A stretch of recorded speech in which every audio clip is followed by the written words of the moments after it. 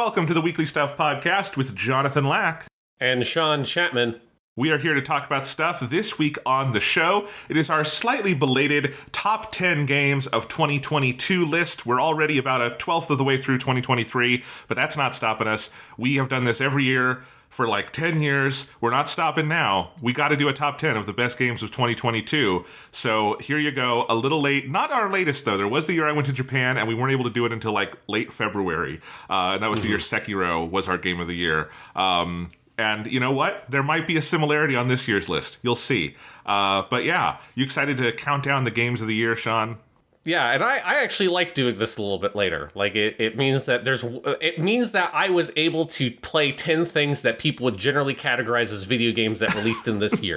Because if it were not for that extra month, I 100% would have had one thing on this list that would have been a game that I only experienced by watching somebody else play it online. Because I did not play a lot of video games that came out this year. I played a lot of video games this year. I played through most of the Resident Evil games. I played through all the Half-Life games. I replayed God of War 1, or like the God of War 2018. I replayed Horizon Zero Dawn. I played a lot of fucking video games, just most of them didn't come out in 2022. Yeah, I did play a lot of 2022 games, so I have my 10. I have 6 honorable mentions, and I have 1 outside category thing. So there was a lot for me to decide, and I was still kind of mulling it over today. This was a pretty good year. There was a lot of stuff that I'm excited to talk about on today's list. But before we get to that, a couple pieces of stuff. First off, Sean, I just have to talk about a new TV show that's out right now and recommend it to people. And it is Poker Face, which is airing on Peacock, which is sad because that means no one will see it. But, you can go sail the high seas. You can find it. Or support the official release. But this is the new show created by Rian Johnson, probably best known for directing things like Looper, Knives Out, Glass Onion, and that little Star Wars film that caused a crisis, The Last Jedi. And this is his first attempt at TV. It stars Natasha Lyonne, who you would know from things like Russian Doll, Orange is the New Black. And it is... I have to recommend it, Sean, specifically to you because it is so up your fucking alley. You've got to watch this show because it is basically Columbo meets Kung Fu, which is to say it's Columbo in the sense that it is a sort of anthological episode of the week thing where it is an inverted detective format. So instead of it being a whodunit, it is... You see the crime being committed at the beginning, and then you come in with the detective, in this case, Natasha Lyonne, and the fun is how does the detective put it together? How are they going to nail the person who did it? Not who did it. And that is kind of the thing Columbo is famous for popularizing. And then it is like Kung Fu or The Incredible Hulk. You could go with that too. The TV series Incredible Hulk, right, where you have someone going from town to town righting wrongs because Natasha Lyonne is on the road. The first episode is this episode about her in Las Vegas working at a casino, and something goes wrong with Adrian Brody's character who is there, and now she is on the run from Adrian Brody's hitman played by Benjamin Bratt, and that is sort of the impetus, but it is... Don't let that fool you. It is extremely episodic. Every episode starts with like 15 to 20 minutes just about the location you're going to be in, the characters, who the guest stars are, their lives, and then Natasha Lyonne comes in. You find out how she's related to the mystery and see her nail them. And it is pure fucking crack I want in my veins. It is so good. This is the kind of TV that just does not get made at all anywhere anymore, and it is great. It is like the first instance I know of a major movie auteur coming to TV wanting to make TV, like wanting to make like this is televisual ass television. I guess you would say that of David Lynch about like Twin Peaks to a certain extent, but Twin Peaks was still fairly different from what was on TV in the 90s. But this is, true case of the week. Every episode is close-ended, and they are all fantastic. Every location is so cool to like whatever local milieu they kind of play with. I love meeting all of the different guest stars and characters. You've got Chloe Sevigny is in the 4th episode. You've got Lil Ray Howery as one of the main characters in the 3rd. You've got Hong Chow in the 2nd. So it's a great cast. Natasha Lyonne is one of my absolute favorite actors, and she is phenomenal here. The 3rd episode has her acting for like a good 10 minutes opposite a little dog, and she's amazing because she's just so funny. It is my shit. I love it to death. I will even seek out Peacock for it. That's how good this is. And I hope we get more, and I hope that maybe people in the TV landscape take inspiration from this, because it's such a breath of fresh air in a world where TV so often doesn't want to be televisual. So did they drop like a bunch of episodes at once? Because I saw a bunch of buzz about this on Twitter the other day, but I didn't look too deep into it. Yeah, so they dropped 4 for week 1, and then there are 10 in the season total, so there will be 6 more weeks with 1 a week. I don't know. It's such an episodic thing. I think they could have just done it one at a time. I think they wanted to have multiple episodes out because episode 1 does establish part of the sort of format, but it is kind of a premise pilot, and then episode 2 is the first time you get sort of Natasha Lyonne out in the wild solving an unrelated case, and then I guess they just kind of, like, episodes 3 and 4 are also, like, really fucking good. I think 2 is probably the weakest of the 4, but I still really liked it. And so I think it kind of makes sense as a batch to get you to know the rhythms. Because again, this is just very unusual for TV today. And even like, I think Columbo has had a certain resurgence. You've talked about it on this podcast, for instance, Sean. I've heard from different listeners who got into it because you sang its praises. But like, I do think the format, this is not the like Law and Order, CSI, whatever other kind of format thing. It does play with this inverted detective format, and I've seen it throwing some people for a loop, being like, well, why do we see the murder at the beginning? I want a whodunit, because I think they think it's going to be like Knives Out. But I do think having the 4 for people who are unfamiliar with this kind of format hopefully gives you a sense of what it will be. But yes, there are 4 out. There will be 10. It's so good. You are would the episodes it. Are the episodes like movie length? Like how long are they?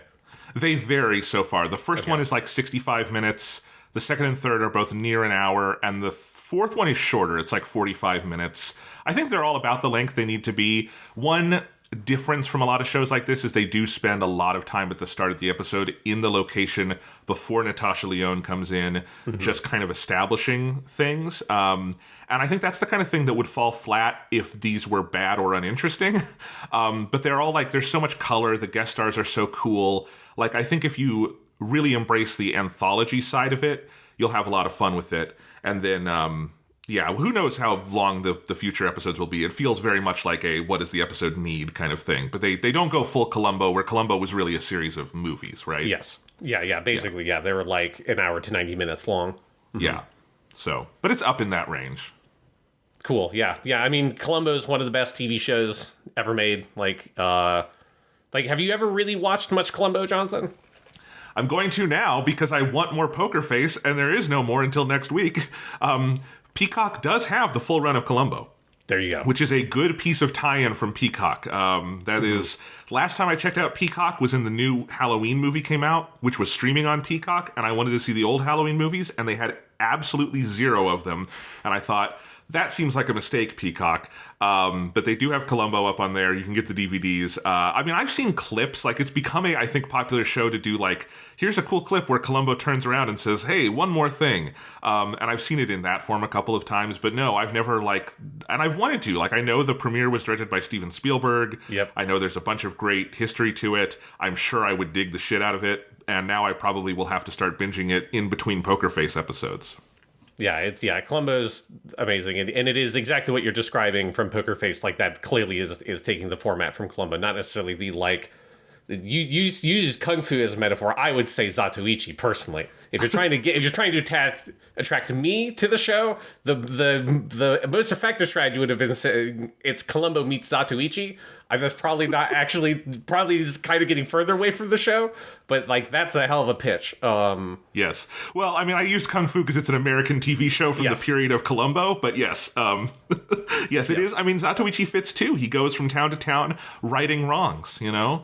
Now, Natasha Lyonne does not kill anyone with a sword, but, you know, there you go. That's unfortunate. You know, I just need one shot of her, like, you know, in a room with a bunch of dudes and there's a bunch of candles or whatever, and then she cuts the candles and the lights go out and then she kills all the guys while in like the pitch blackness. That would be very cool. She could pull it off. The other like gimmick of the show is that her character has some unexplained fantasy condition where she can tell when anyone is lying.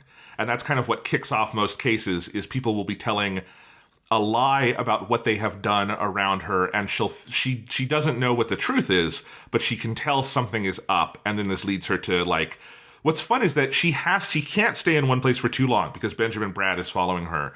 But she keeps getting wrapped up in like local shit and is like up against the clock, but always is like which is always like the fun kind of hero, right? The hero who wants to get out of town but can't. I love that kind of thing. So it's so good. Yeah, it sounds great. I'll definitely have to check that out. Yeah. I made a tweet about this and I just want to reiterate it. I like The Last Jedi. It's a good movie. Thank fuckity Christ the nerds chased Rian Johnson away from Star Wars, because think of all the great stuff we're getting because he is not working in the Disney salt mines making a Star Wars trilogy for Disney. We've gotten Knives Out, we've gotten Glass Onion, we've gotten a whole new Agatha Christie-esque mystery universe that is original with Daniel Craig doing his awesome Southern accent, and now we've got this TV show. I'm just so glad. Star Wars is fine, doing its own thing. I'm glad Rian Johnson is getting to be Rian Johnson. It's fun. Yeah, it does feel like, the best path. It probably would have been nice to have an easier way to get here, but the best path was not to have him do, like an entire Star Wars trilogy or whatever the original plan seemed to have been at some point. It is more interesting to have him off doing his own thing and then Star Wars getting to do like its cool stuff in like the TV realm. Yes. That just seems to have been a better path. For Star Wars, too, because Star Wars basically has exited movie theaters and is just doing TV, and because they're just doing TV, we're getting Andor and The Bad Batch and all sorts of cool kind of experimental stuff that you wouldn't get in movie theaters. Yeah, so it definitely feels like, it was a traumatizing time for pop culture. Why ever the fuck Last Jedi became the schism point, but it does feel like, hey, there was a bit of like a purging felt like it happened around that. And then once we've healed, maybe it was for the best. Maybe it was for the best that we went this way. All right. What stuff have you been up to, Sean? Mostly just I've wrapped up the Arcade route in Tsukihime. That's been using up most of my free time is playing that Tsukihime remake. It is incredibly good. It is also something I don't want to spend a huge amount of time talking about because there's like nobody listening to this can play that game. But yes, it's really good. So I'm like halfway through it because there are 2 routes in this remake, and I've started the Seal route, which is the second. And yeah, Tsukihime is awesome. That's great. Yeah, I do have the original non-remake version on my Mac, and I do at some point want to play it. Right now, I'm not playing anything else. I'm not really doing anything else other than my like day-to-day work obligations, but play Fire Emblem Engage, which we will be talking about this time next year because it is going to be one of the best games of 2023. Holy shit. It's so fucking good. If anything, I think this game has definitely been warmly received. If anything, I think critics like kind of undersold how good it is. Like this is primo A+ S tier Fire Emblem.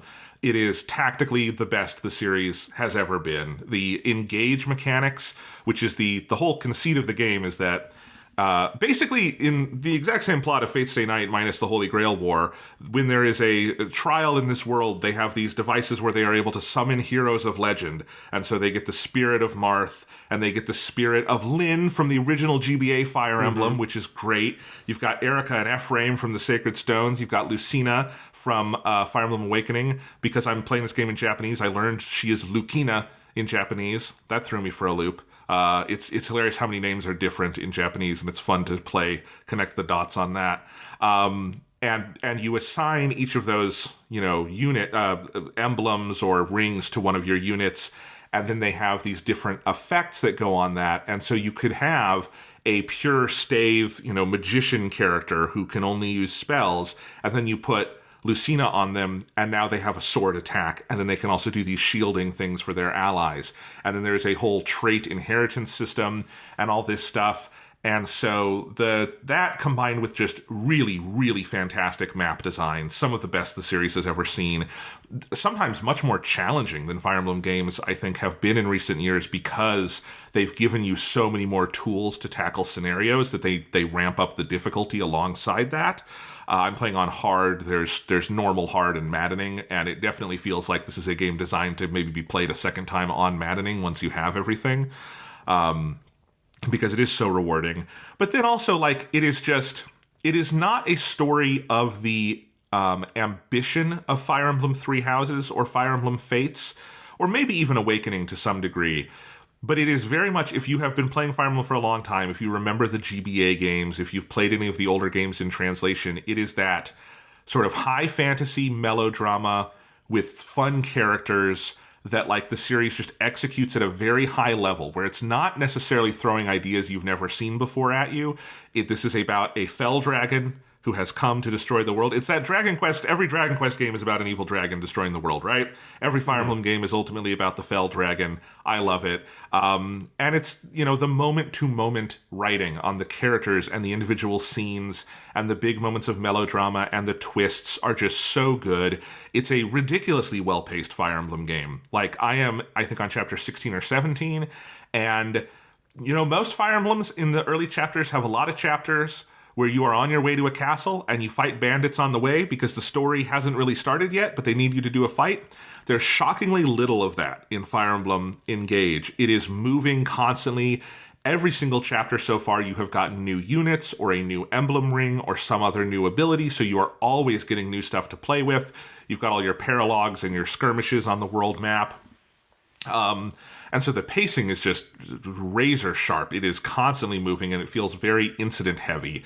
And it is also, fully linear and non-branching. So you're getting a fully satisfying finished story as you're playing it.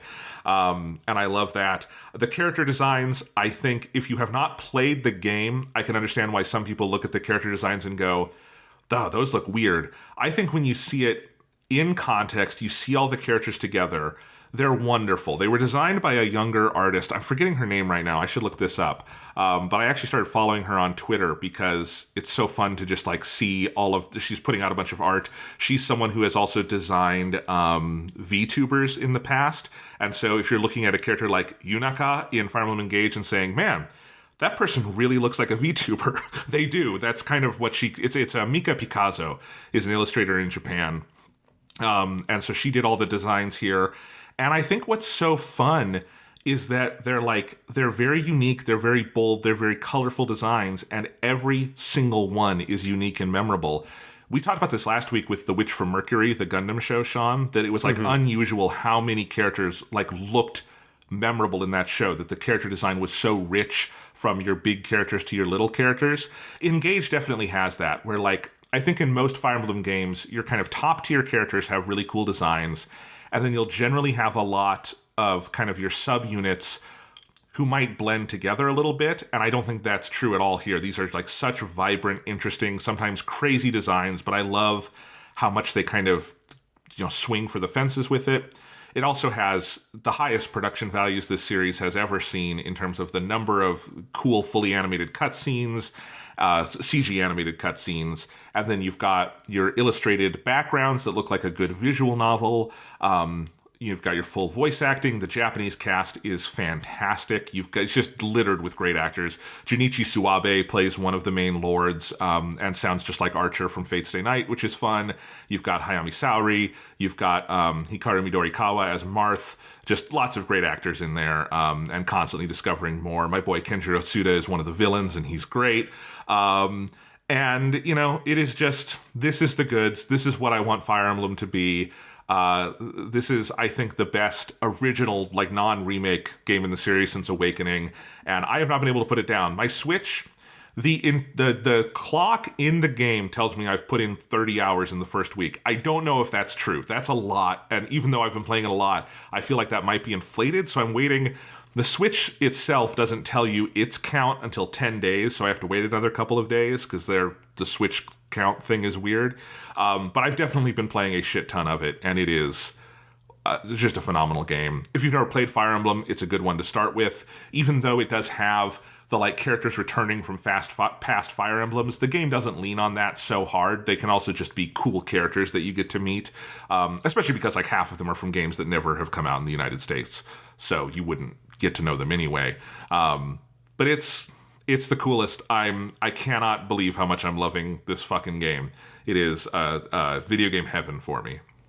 Yeah, it seems really good. Yeah, I've watched some video of it. It is one of the most impressive looking Switch games I think I've ever seen. It's a very rare thing where I'll look at a footage of a Switch game on my TV, watching a YouTube video, like a Digital Foundry breakdown or a trailer or something like that, and I don't kind of have to mentally reset to be like, okay, right, this is a Switch game, which is, like the most recent one I could think of that really had that was that Pokemon game where it's just like, oh, fuck, okay, right, Switch game. That's a little worse than your usual Switch game, but yes. But still, you're like, this would only be passingly acceptable if you're looking at it on a little tiny screen. Like, that's the only way you could, like, tolerate that this thing looks like that. And yes, Pokemon is a very extreme example. But Fire Emblem Engage, from what I saw, just looked good. With the one exception of, I think all the character designs looked awesome from what I saw. I can't get behind the main character's hair. It's the one thing I can't tolerate. I can't abide.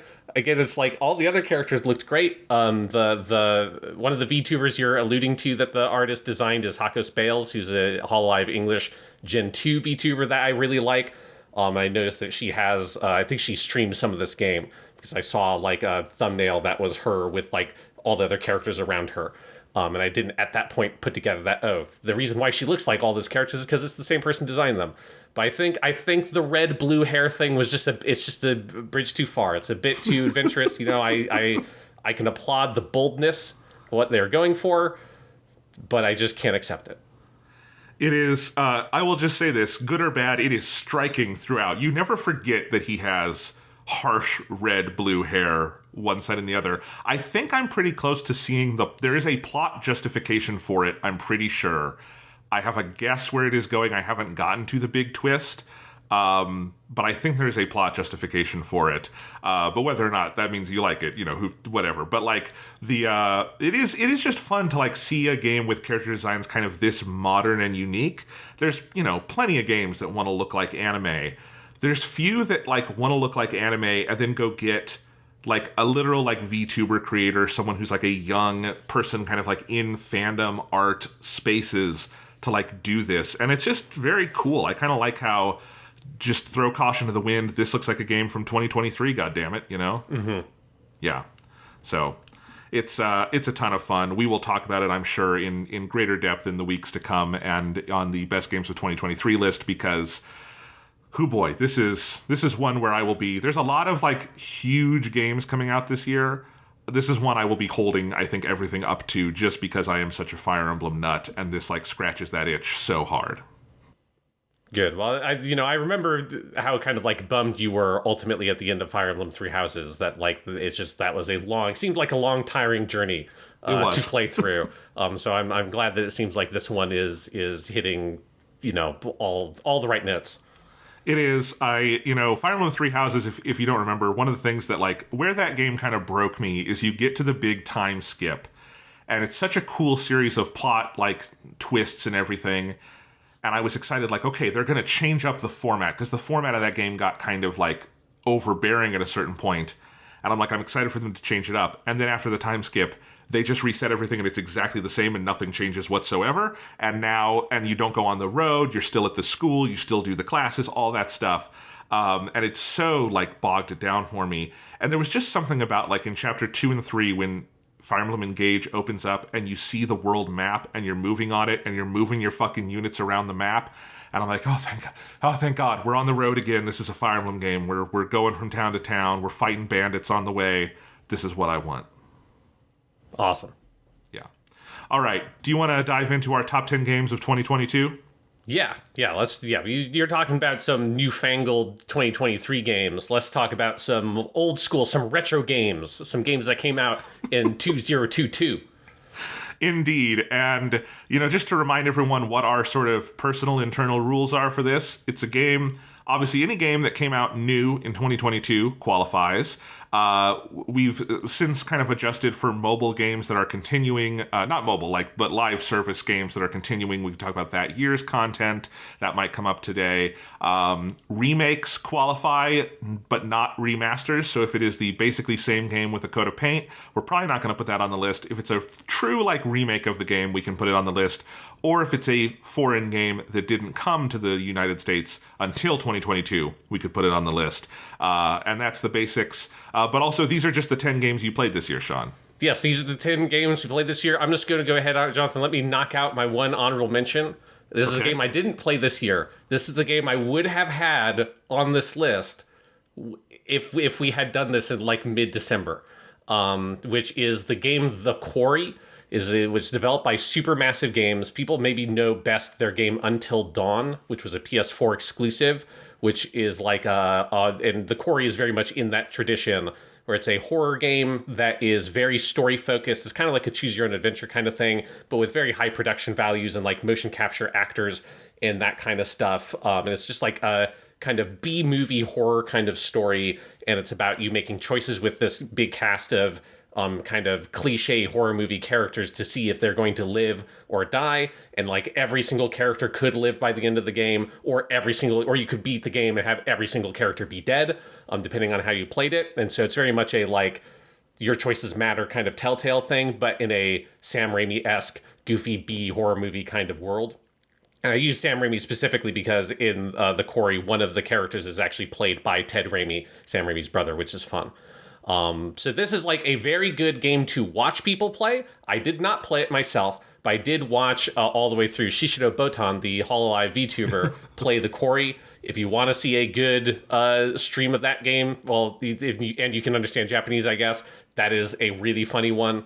And that is one of the things that was fun about watching it, was both getting to see the game, which is really cool. I think they like captured the horror B-movie vibe so well. And it's like, it's very funny. When it gets gory, it is like really gory, and it can get very tense. And it's just like, it is like watching a really fun, good B horror movie kind of thing, with the added kind of interactive choose your own adventure thing of wondering, like, could this go this way? Like, how could things have been different is fun.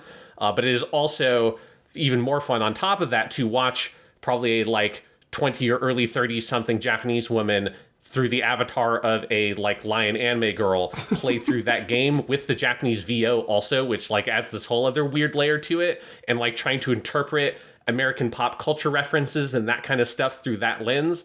It is one of the most fun game streams I watched this year was of The Quarry, and I do think that game seems really, really cool. I didn't actually play it, but I did see the whole thing through. So, you know, it would have sort of counted in a weird way if I had been in a situation where I had to put it on the list. So it gets an honorable mention. I think that makes sense. I mean, Until Dawn has no multiplayer component, but became known as a multiplayer game because you would get your friends together and like play it in a room, or you would use like the PS4's like stream option to like have people watch it remotely. And I actually didn't know, I had seen the logo for The Quarry. I didn't know what it was. And now that you're saying this, I actually kind of want to play it or watch it or something, because that sounds like a lot of fun. But yeah, I think that would have belonged on your list. Why the hell not? You know, every single year we have opened the boundaries of what this list is more and more, and it's very fun to just break all the rules. Yeah, that putting a game on the list that I have not yet actually played is a pretty big line to cross, and I would have done it if I had to, but luckily I think it well deserves an honorable mention. And maybe one day we'll cross the bridge of, well, I watched this whole game be it played, but I didn't play it. So, but I know it well enough that I could say if I did play it, I would have really liked it. Eventually, that might have to happen. You know, I don't have as much time to play games as I used to being a teacher. All right. My honorable mentions, I'll go through these really quick. One is Lego Star Wars The Skywalker Saga, a game I did not technically finish because it is so ludicrously big. This is like one of the most feature-rich games I have ever seen. It is all 9 Star Wars movies. It is every major location in Star Wars. It is every major character in Star Wars, all Lego-ified, and it is super fun. And one day I will probably go back to it and just play around in it more because it is a blast. That's on Game Pass now, so definitely people should check that out.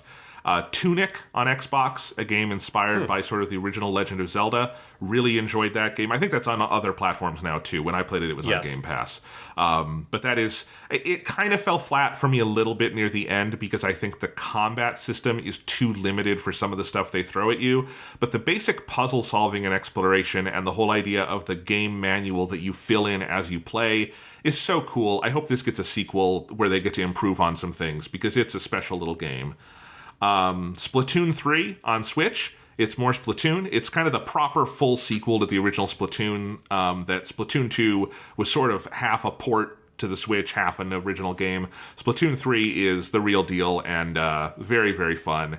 Not quite as much as 10 other games on my list, but I enjoy Splatoon 3 a lot. Here's one that was tough for me to cut because it's so good. Teenage Mutant Ninja Turtles Shredder's Revenge. which is the new TMNT game, kind of inspired by games like Turtles in Time. Even if you're not a big TMNT fan, if you have any love for good pixel art, for a solid little beat-em-up game, this is such a blast. I look forward to playing it again at some point because it is very, very fun and so cool to look at. And I love anytime we get modern pixel art with, a crazy number of frames of animation, it's great. Sonic Frontiers, new 3D Sonic game. I enjoyed it less ultimately than when we reviewed it because I think the second half of the game is significantly weaker, and I eventually fell off of it because I grew frustrated with some of the monotony of it. I still think it is one of the better 3D Sonic games and an interesting update of the format. And then the hardest game for me to leave off of my list, because it's hard for me to resist playing it sometimes, is Marvel Snap, the mobile iOS and Android game that is a new card game from the creators of Hearthstone, but with Marvel characters. Such a good pick up and play, quick, card battler that is so far not bogged down by too much complexity and systems, even if they are adding new stuff all the time. I don't think there have been some locations they've added that have been annoying because of the sort of random location aspect of it. I think is one of the best ideas, but sometimes the locations can be stupid. But overall, still really loving this one and looking forward to continuing playing it and see what they do with it in the new year. Those are my honorable mentions. You played a lot more games that came out this year than me. Yes, I did. I guess I could also say Pokemon Legends Arceus. I did not finish that one. I do think it has some cool ideas. It was eclipsed for me by a different Pokemon game you might hear about a little later, but that is another game I did technically play this year. I always forget because that was like very early January 2022, and I forget it was a 2022 game, but I do have it on here. It feels like the release of that other Pokemon game that maybe will be on your list has made it impossible to comprehend the fact that Pokemon Legends Arceus came out this year. Yes. I've had that moment multiple times. Seeing some Game of Year lists and stuff like that, being like, oh god, that was this year? How is that possible? It's like, oh right, I guess they did put out 2 big Pokemon games this year. That's certifiably insane. Why did they do that? Especially when one of them needed more time in the oven. It was weird. It was certifiably insane. That's very true. All right, do you want to go ahead and dive into the top 10, Sean? Yes, let's dive into the top 10. I'll just go ahead and start because you actually already mentioned, Jonathan, what my number 10 game is. My number 10 game is Sonic Frontiers, the hot new 3D Sonic game, the first 3D Sonic game on this list since Sonic Generations. So long ago, I don't actually still have the Word doc for that year's Game of the Year list. Well, that was 2011, so that was a monthly 10 episode. Yes. That was not a weekly stuff podcast yet. Long time ago. Yeah, I think the oldest Game of the Year Word doc I still actually have is our 2015 one. I think everything before that was on an old hard drive that I forgot to transfer stuff off of. It's been a long time since we had a 3D Sonic game. We did have Sonic Mania. And Hatsune Miku, which was also that year. So in my head, those are both Sonic games because Hatsune Miku is Sonic Miku to me. So it's been a while since we had a Sonic game on this list, and I really love Sonic Frontiers. Now, it is my number 10 because I do think it is easily the roughest around the edges of any game on my list this year. And I think I would generally agree that I think the back half of the game is weaker. I think the first 2 islands are the 2 best kind of sections of the game. But I really did enjoy the hell out of this game. And particularly, I think it came out at a good time for me where, it was a pretty busy few weeks at work when Sonic Frontiers came out. And that game is so designed to be played in really quick, tiny little bursts. Little 10, 15-minute sessions of Sonic Frontiers honestly works incredibly well. And so it gets, for people who are new, they maybe don't know this, but I give special awards to all of the games in my top 10.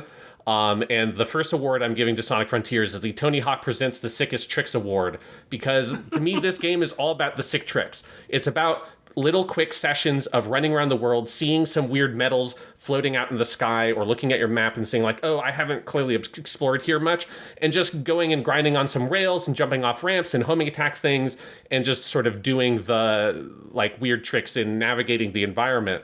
And that's the majority of what the game is. And in those quick little bursts, it does have this Tony Hawk-esque feel to it, of where you're just kind of looking at the environment and putting together all the pieces of, here is how I can navigate this to get these items in the world and these collectibles.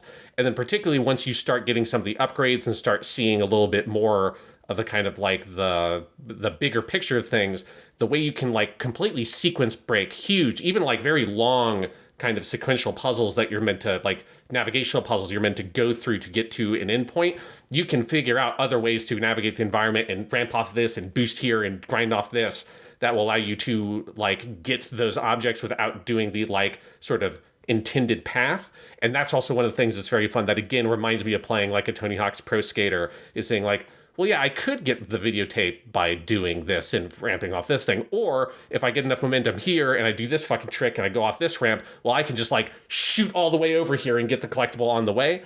It's got a lot of that kind of stuff. And it's a very different kind of vibe for a 3D Sonic game, but does really fit sort of the general style of Sonic and pushes it into a cool new direction.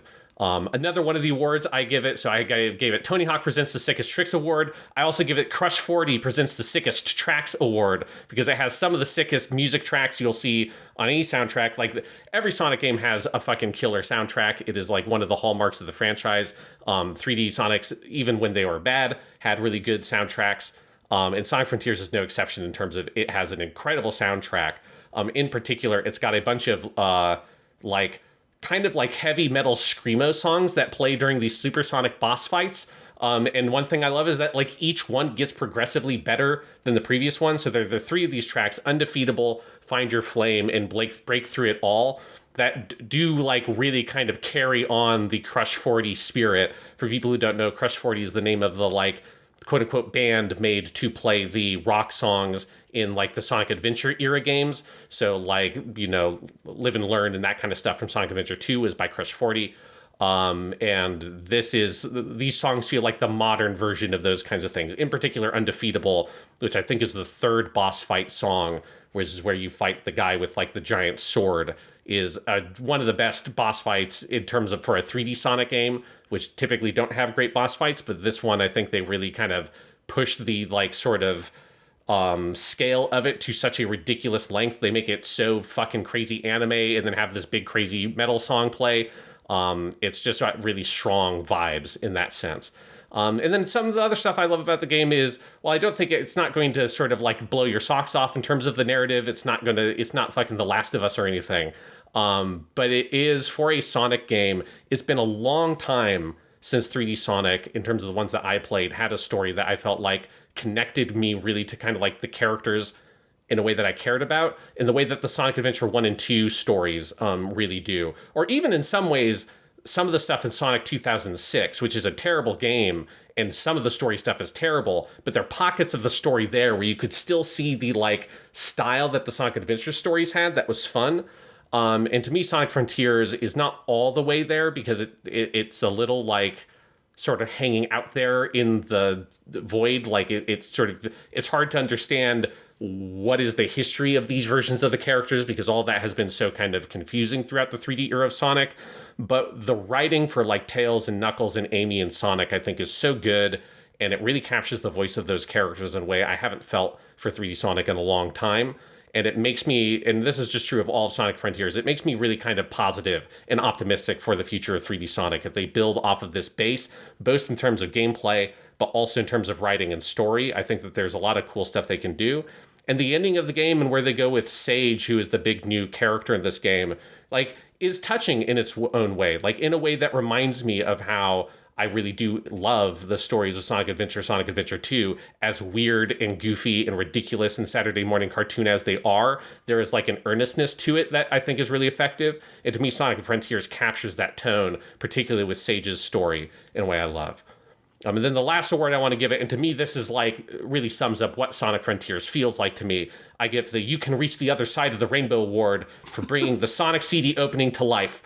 Because that has always been, ever since I saw that thing on the like Sonic Mega Collection, Genesis Mega Collection or whatever on the original Xbox, which was one of the many, many giant collections of Sonic the Hedgehog games they've released over the year.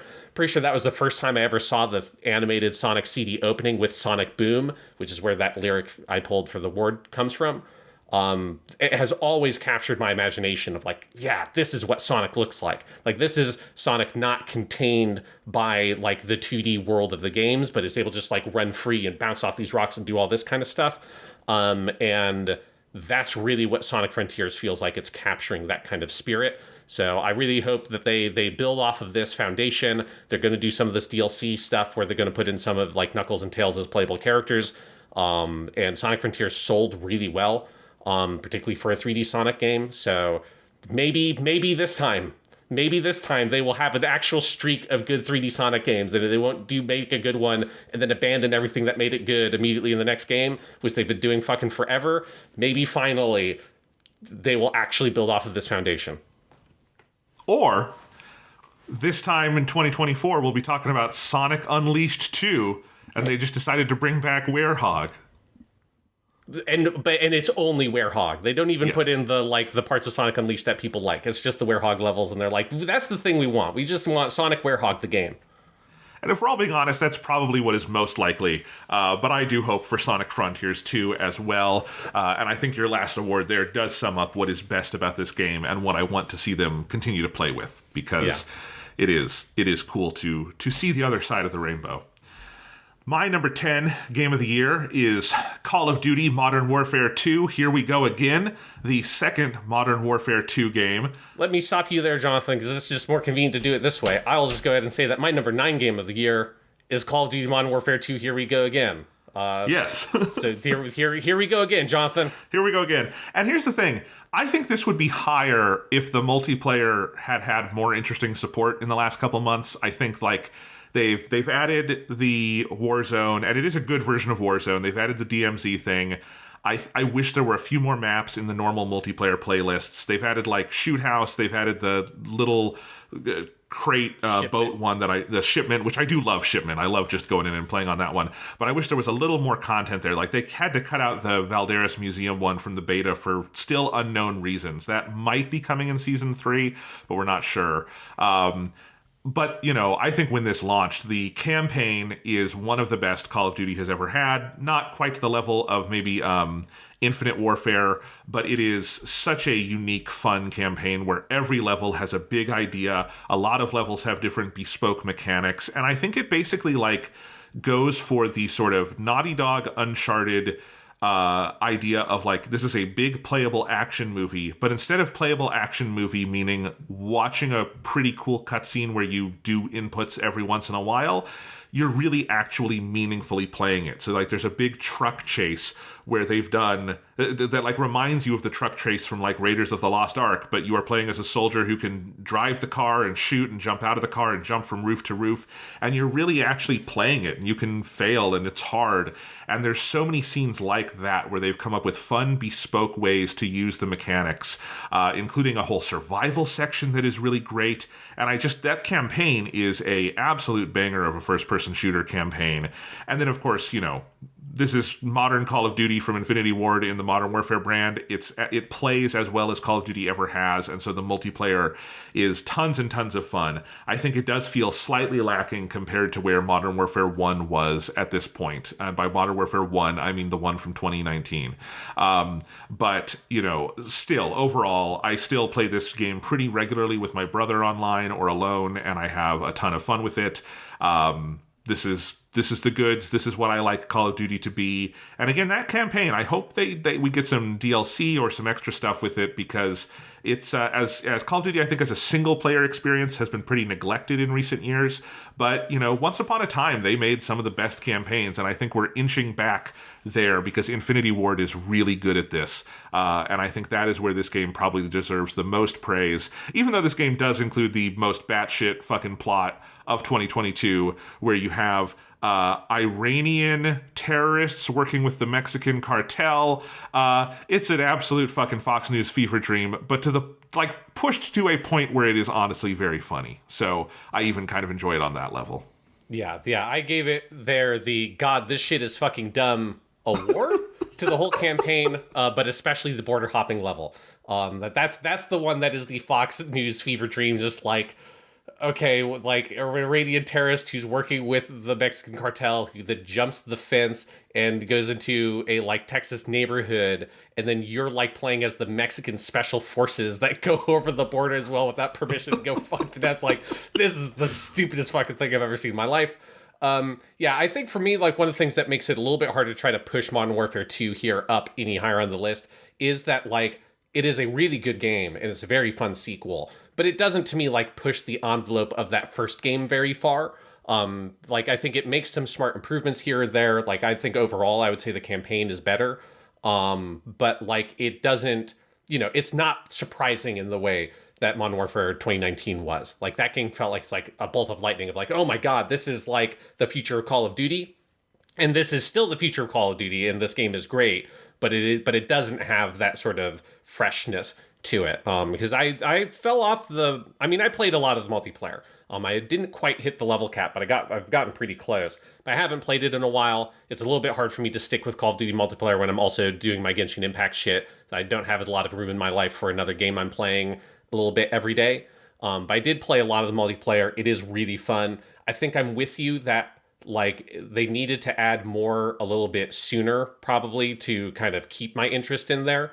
Like I like the maps that are there, but I do think that Modern Warfare 2019 had a better overall map selection. That's something that kept me coming back to that game a little bit more than this one, where it feels like there are just not quite enough maps.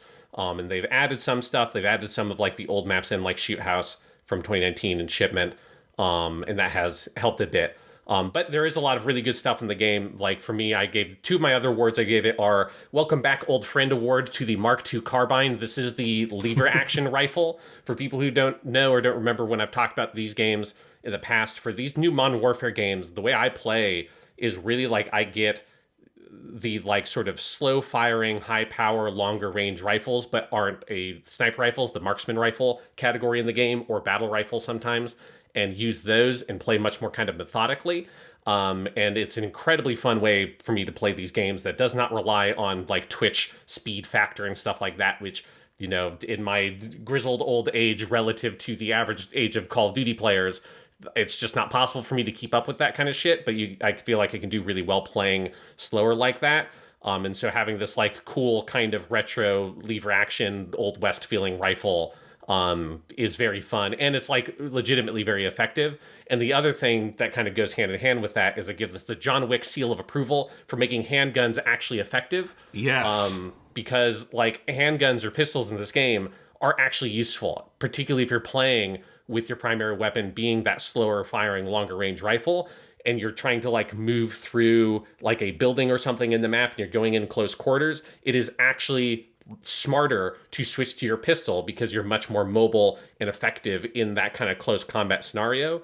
And that's really impressive to me that they are able to finally like dial in the balance of that even better than the previous Modern Warfare game had at making that feel like it tactically makes sense to do rather than trying to do like 360 no scoping or whatever the fuck you do in the older Call of Duty games, where generally in Call of Duty pistols have felt completely pointless, as they do in most modern first person shooters.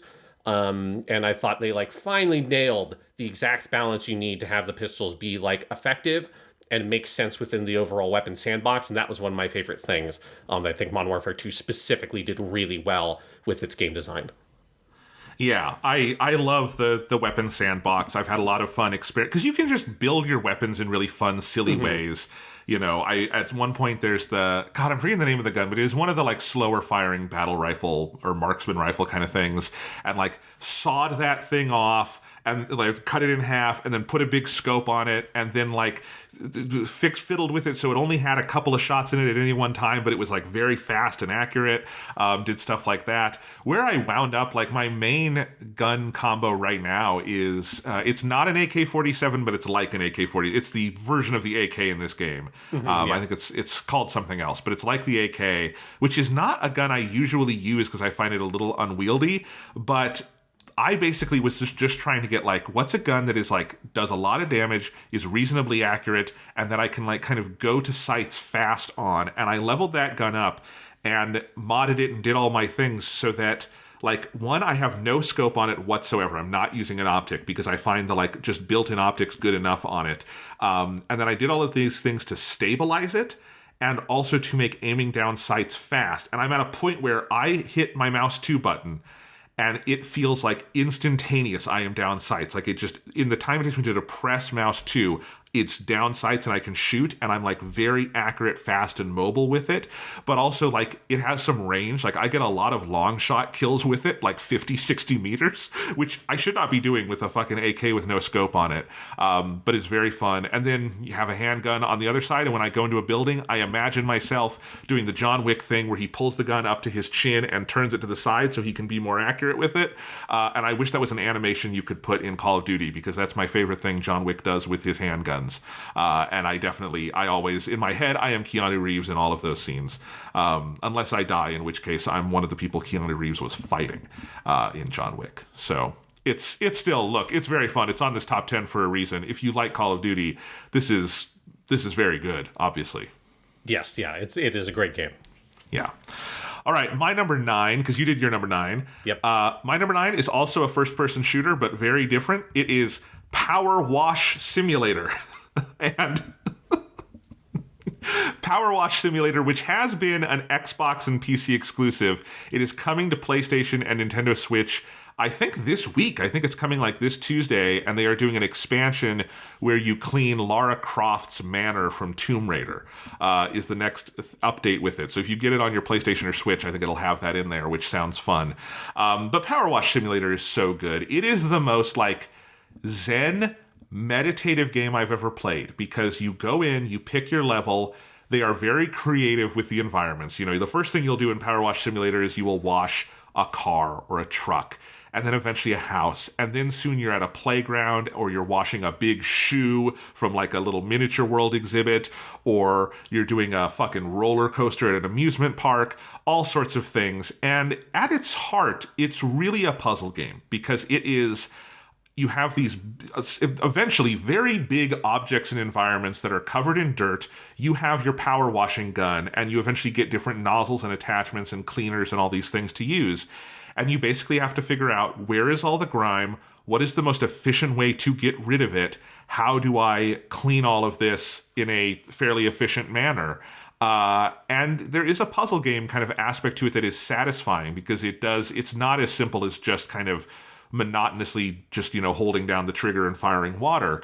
But it is also, to a certain extent, a monotonous holding down the trigger and firing water. And what is so fun about it is just seeing these cool environments, going in, washing, having a big task in front of you, and having to do the basic, for me at least, process of, how do you eat an elephant? You go one bite at a time. This is the advice my music teacher gave me in middle school. This is the advice I would give to my students when I did ACT test prep. You break down a big task into pieces, and that's how you have to get through Power Wash Simulator, man. And it is very relaxing to like put on a podcast or listen to some music and play Power Wash Simulator and just go through like, okay, I can't think about cleaning this whole building because it's so big and daunting. So we're just going to focus on this wall right now, and we're going to get this wall. Or like these buttresses on the castle, we got to get those, which means we got to figure out how we're going to get up in the air and what extension we're going to use, and we're going to get those fucking buttresses or whatever. And oh God, I think this whole thing is clean. I'm at 99%. Where is the extra dirt? Let's figure out where that dirt is. It's also a very fun co-op game if you want to bring a friend in and they can help you clean. It's a very simple drop-in, drop-out co-op. And I love it. It is a relaxing, therapeutic game that is also surprisingly deep in its power wash mechanics and very creative in the environments it sends you to. Such a silly idea for a game. It should not be as good as it is. It should not have the longevity that it has. But it does. This is an indie game through and through, and I love the entire spirit behind it. Very good. I've seen VTubers play some of this game, so I Yes. know exactly what it is. I like to imagine listeners who maybe have not seen any Power Wash Simulator trying to picture the game based on how you've been describing it. I think is music. Yeah, I mean it's. I feel like they could have like subtitled the game like anxiety management in the video game. That to me is like what Power Wash Simulator is. It basically is. But yeah, you can go power wash the fucking like Sphinx from Egypt. You can power wash the subway. There's all sorts of stuff you can power wash. I give this game the Water Sports Award for most. Oh, wait, that came out wrong. Sean, go on to number 8. My number 8, you're talking about Power Wash Simulator, and I'm talking about what has got to be the most obscure game that's going to be on either of our lists. I'm talking about Hollow Cure.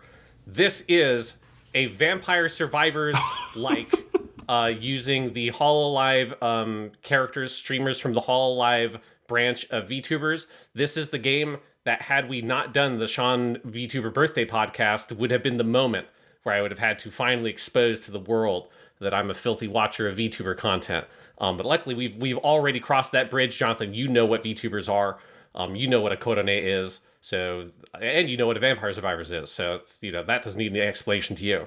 For people who don't know, VTubers are a kind of video game streamer that use 2D or 3D animated avatars, usually in an anime art style. So they kind of play a character while they stream games or do other online content. And Hololive is a big sort of company that manages a whole massive group of different VTubers.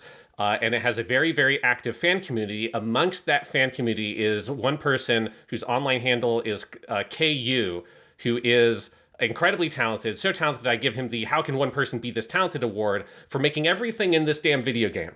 Because Hollow Cure is a fan game, but it has such incredibly high production values. I mean, way better production values than Vampire Survivors, which is a better game that is going to be that we'll get to later on the list.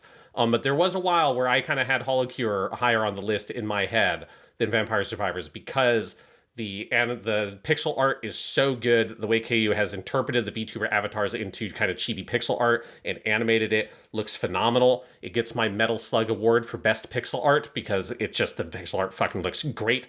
All the music was done by KU, which are like digitized kind of chiptune versions of different Hololive songs. And then all the game design was also done by KU. KU is also a professional animator who has like worked with animation studios and stuff in Japan. So it's like he is incredibly talented, but he also apparently makes video games. Hollow Cure is also completely for free. And like Hololive has like given it like the blessing that's like, yeah, you can make this game and keep updating it and stuff. And fundamentally what it is a Vampire Survivor style game where you pick one of the Hololive VTubers that have been implemented in the game so far. And you try to survive a round where enemies come and attack you, and you have weapons that sort of fire automatically, and as you defeat enemies, you pick up experience points, and then when you eventually level up, you can either get new weapons or items that enhance your abilities, or you can upgrade the existing items or weapons you have to make them more powerful, with the goal to survive increasingly like more difficult and numerous waves of enemies to survive for, I think in this it's 20 minutes, not 30 minutes. And it's really good. I would actually say, compared to Vampire Survivors, Hollow Cure is better in the moment-to-moment gameplay. I think Vampire Survivors, which we'll get to later, has like a better kind of meta game structure to it that ultimately pushes it to a higher level, is up higher on my list. But Hollow Cure has so much variety in terms of how you build the characters. And I think even if you don't know anything about Hololive or VTubers, you could have a lot of fun playing this game, because every single character has a unique weapon that they start with that also has like a unique awakened form that you can get when you upgrade it all the way. And every character has a special move that is unique to that character.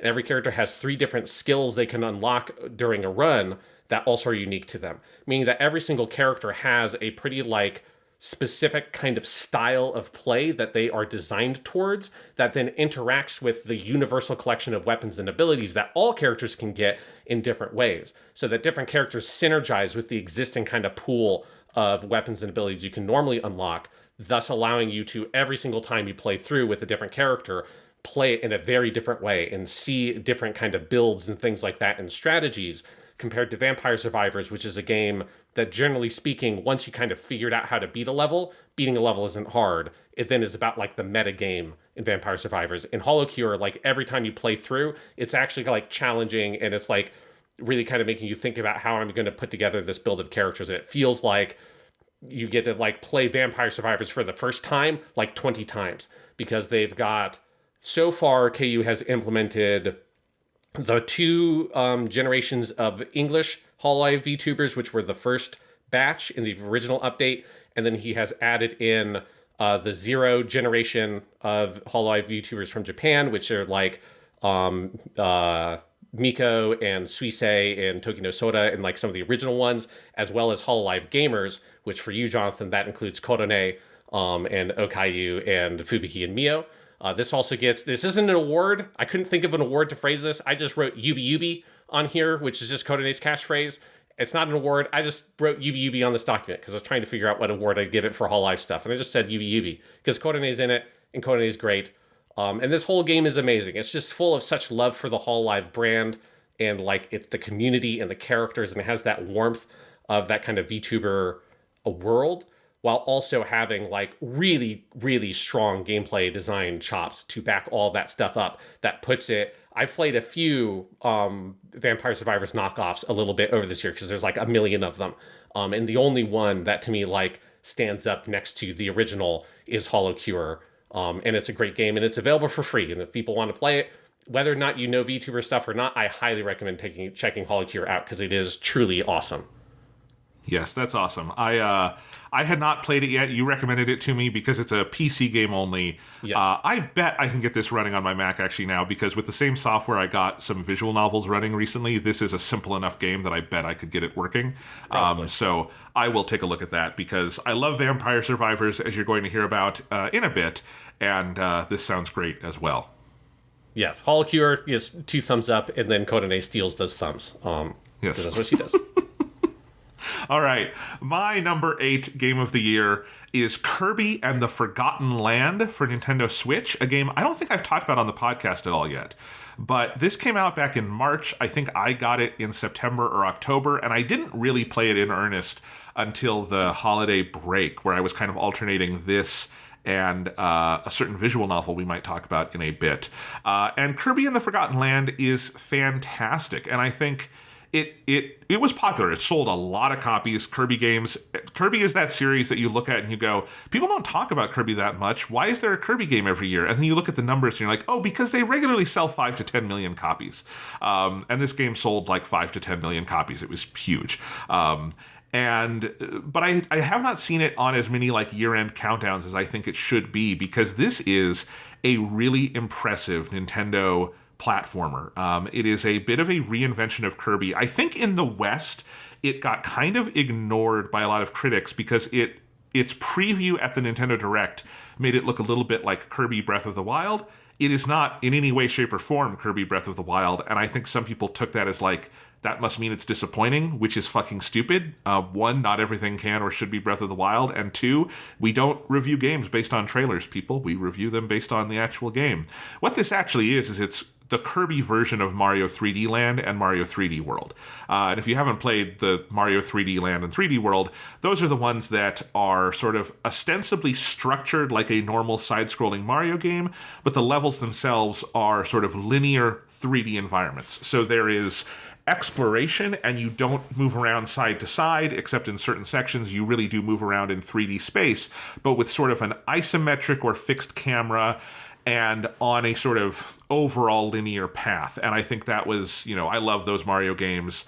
They are not the like highest selling Mario games, but there's definitely a segment of the Mario fandom that really appreciates those ones. Like, for instance, those have done the best work with like Mario power-ups in 3D has been in those games. And Kirby basically takes that structure. So you have a big fun world map, and you have your big levels that are in 3D but are linear with your sort of fixed camera, but with lots of exploration and things to find. They're slower paced than Mario because Kirby is a little pink butterball and he doesn't move that fast. And then the big kind of thing they've done here that makes it so special is the environments are so varied and imaginative and rich. This is maybe the best looking Nintendo first-party exclusive on the Switch. It is a stunning-looking game. Full 60 FPS, incredibly colorful.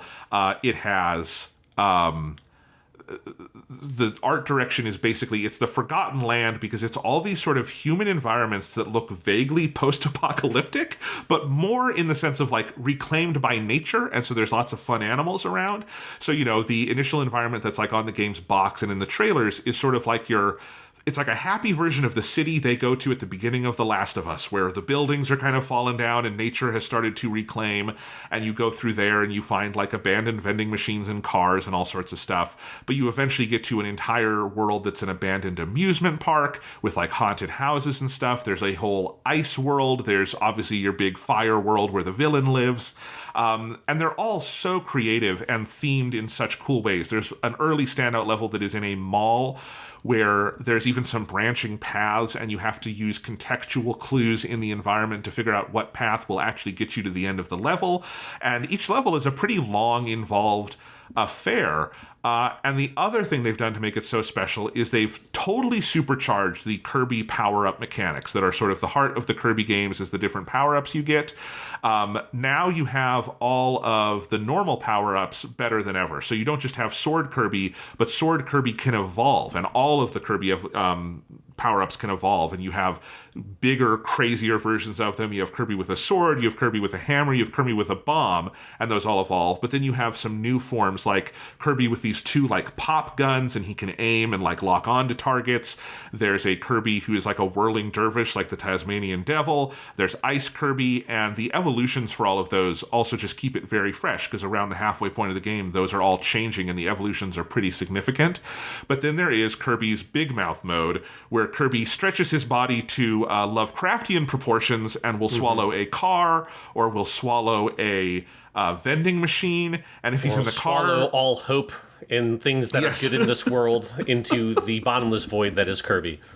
Yes, and so if you're in the car, you can drive around and ram things. If you're in the vending machine, you like waddle around on the vending machine feet and you shoot out cans, and the cans will like hit enemies or destroy barriers, and then you can use the cans to heal Kirby, because this is also a Kirby game that has decided to restore the element of challenge, and you can die in this Kirby game, and there are some boss fights that gave me a bit, it's not a hard game, but it is a hard Kirby game. Like, that's it pushes you a little bit more, which is nice. And so you actually do need health pickups at various points. My favorite of the Big Mouth mode ones, even though it's probably the simplest, is just the fucking traffic cone you swallow, where you swallow a traffic cone, and then Kirby is a walking traffic cone, and he can jump and do this like inverted ground pound with the traffic cone and like kill enemies or go through the ground in it. But they're constantly adding new ones that are very creative. You add in a absolutely delightful soundtrack and some like decent like Kirby, not storytelling, it's not a story driven game, but like the sort of like narrative diegetic kind of framing of it, where you have a little town full of the Waddle Dees that come back, and the more Waddle Dees you rescue, the more they build up the town. And there's a Coliseum where you can do a challenge mode, and there's little mini games that the Waddle Dees will do with you, like a cooking mini game. And all of that is just very delightful and fun. Some of the cutscenes are just crazy. This definitely is a Kirby game where it felt like everyone decided to just unscrew a couple of screws in their heads and make it kind of weird. And I love it. It is probably the best Kirby game I have played. I think it is one of the best like 3D platformers on the Switch. I think if you have never felt super into Kirby, or you felt it was maybe like lacking in substance for you in recent games, which I would understand. I liked Kirby Star Allies, but it is a pretty easy, simple game. This one is like a full, the meat and potatoes are on this, and they are full, and there's a lot to chew on in this game, and a lot to experience, and I really loved it. I did not expect a Kirby game to sort of be this rich and this good, but it is. And again, it's also just a gorgeous, gorgeous game. I love the art direction. I love the graphics. It's really cool. Oh, I'm glad you enjoy your weird pervert Kirby game. There's weird, just the vending machine in the mouth, and it's weird perverts made that game. Yep, and I give it the biggest mouth award for... okay, never mind. Go on. Okay. Let's move on to number 7 for me. My number 7 game is Horizon Forbidden West, the sequel to Horizon Zero Dawn. This game, I had a hard time thinking of an award that like would help kind of like clarify specifically what it is about this game that I really love. And I ultimately landed on, I think, what it is, which I give this the Assassin's Creed 2 distinction for most refined sequel, where this is like, it reminds me of that mid 360 generation era, where you got stuff like Assassin's Creed 2 and Mass Effect 2, where you just got these sequels that like looked at the original game and took it apart and put it all back together and like understood exactly what the sequel needed to be and refined every single element of it. And that's so much what Horizon Forbidden West is. Every single part of this game from Horizon Zero Dawn was taken out, examined, like, you know, they got like a file out and like shaved off a little bit of it here and like reshaped this piece and then put it back in, and it fit in just that much better. And the overall shape now feels like it's what Horizon Zero Dawn was really trying to be, but that was that studio's, Guerrilla Games' first outing for a game like that, right? They had only ever made Killzone basically before that point. And Horizon Forbidden West just sort of realizes the ambitions of that first game so well, particularly in its game design and structure. It has such better like storytelling and character writing, and particularly like character performances. And that's one of the things that I think is really remarkable about this sequel, is it takes the kind of clunky implementation of the BioWare conversation model and dialogue model from the first game and really sort of puts it out as one of the best versions of that style of dialogue system in the like open world pseudo RPG game you can find. Like it's this and like The Witcher 3, I think, are the two best examples of that kind of dialogue mechanic I've ever seen. And it was a real weakness of Horizon Zero Dawn relative to the rest of that game. That in Forbidden West, it's one of its greatest strengths, is how expressive and emotive and compelling the characters are in every single section of the game. They like the way they've built a BioWare style home base model where you go out on your mission. They give you like 3 main missions you can do in any order, and after you do them, you come back to your base and you get new buddies, and you can go and you go around and do your rounds and talk to everybody and get more story. Like all of that element of the game is so refined. And then the combat is incredibly refined top to bottom. They've like really blew up the entire kind of upgrade system, which is very basic in Zero Dawn, and it was like incredibly easy to exploit in that game to get like the sort of, this is the like really powerful way to use this weapon. And once you figure that out, you're only ever going to play this game that way. Forbidden West really kind of, particularly if you're playing it on the harder difficulties, pushes you to use the entire suite of weapons in a way that means you actually have to engage fully with the combat mechanics. And there's so many great weapons, particularly my favorite being the sling thrower, whatever it's called, where you have this like sling that shoots this little metal disc and then it hits the enemy, it bounces off, and you have to roll and catch it. And every time you catch it, it gets more powerful. So it's like playing like wall ball or something and just bouncing this thing off of an enemy and catching it over and over again until eventually it explodes when you do it, I think, 4 or 5 times. And all of the different weapons have that kind of level of additional creativity to it throughout the whole game. And then just the design of the open world and how you navigate it, whether you're climbing around, whether you're mounting robots and traveling that way. It's just every single piece of the game. They really looked at what made that first game good. Where did that first game need improvement? How can we fix everything and make it this sort of like really refined premium level product, which is so much what Horizon Forbidden West is. As well as having, like, I think for me, a very fun continuation of the story of that last game.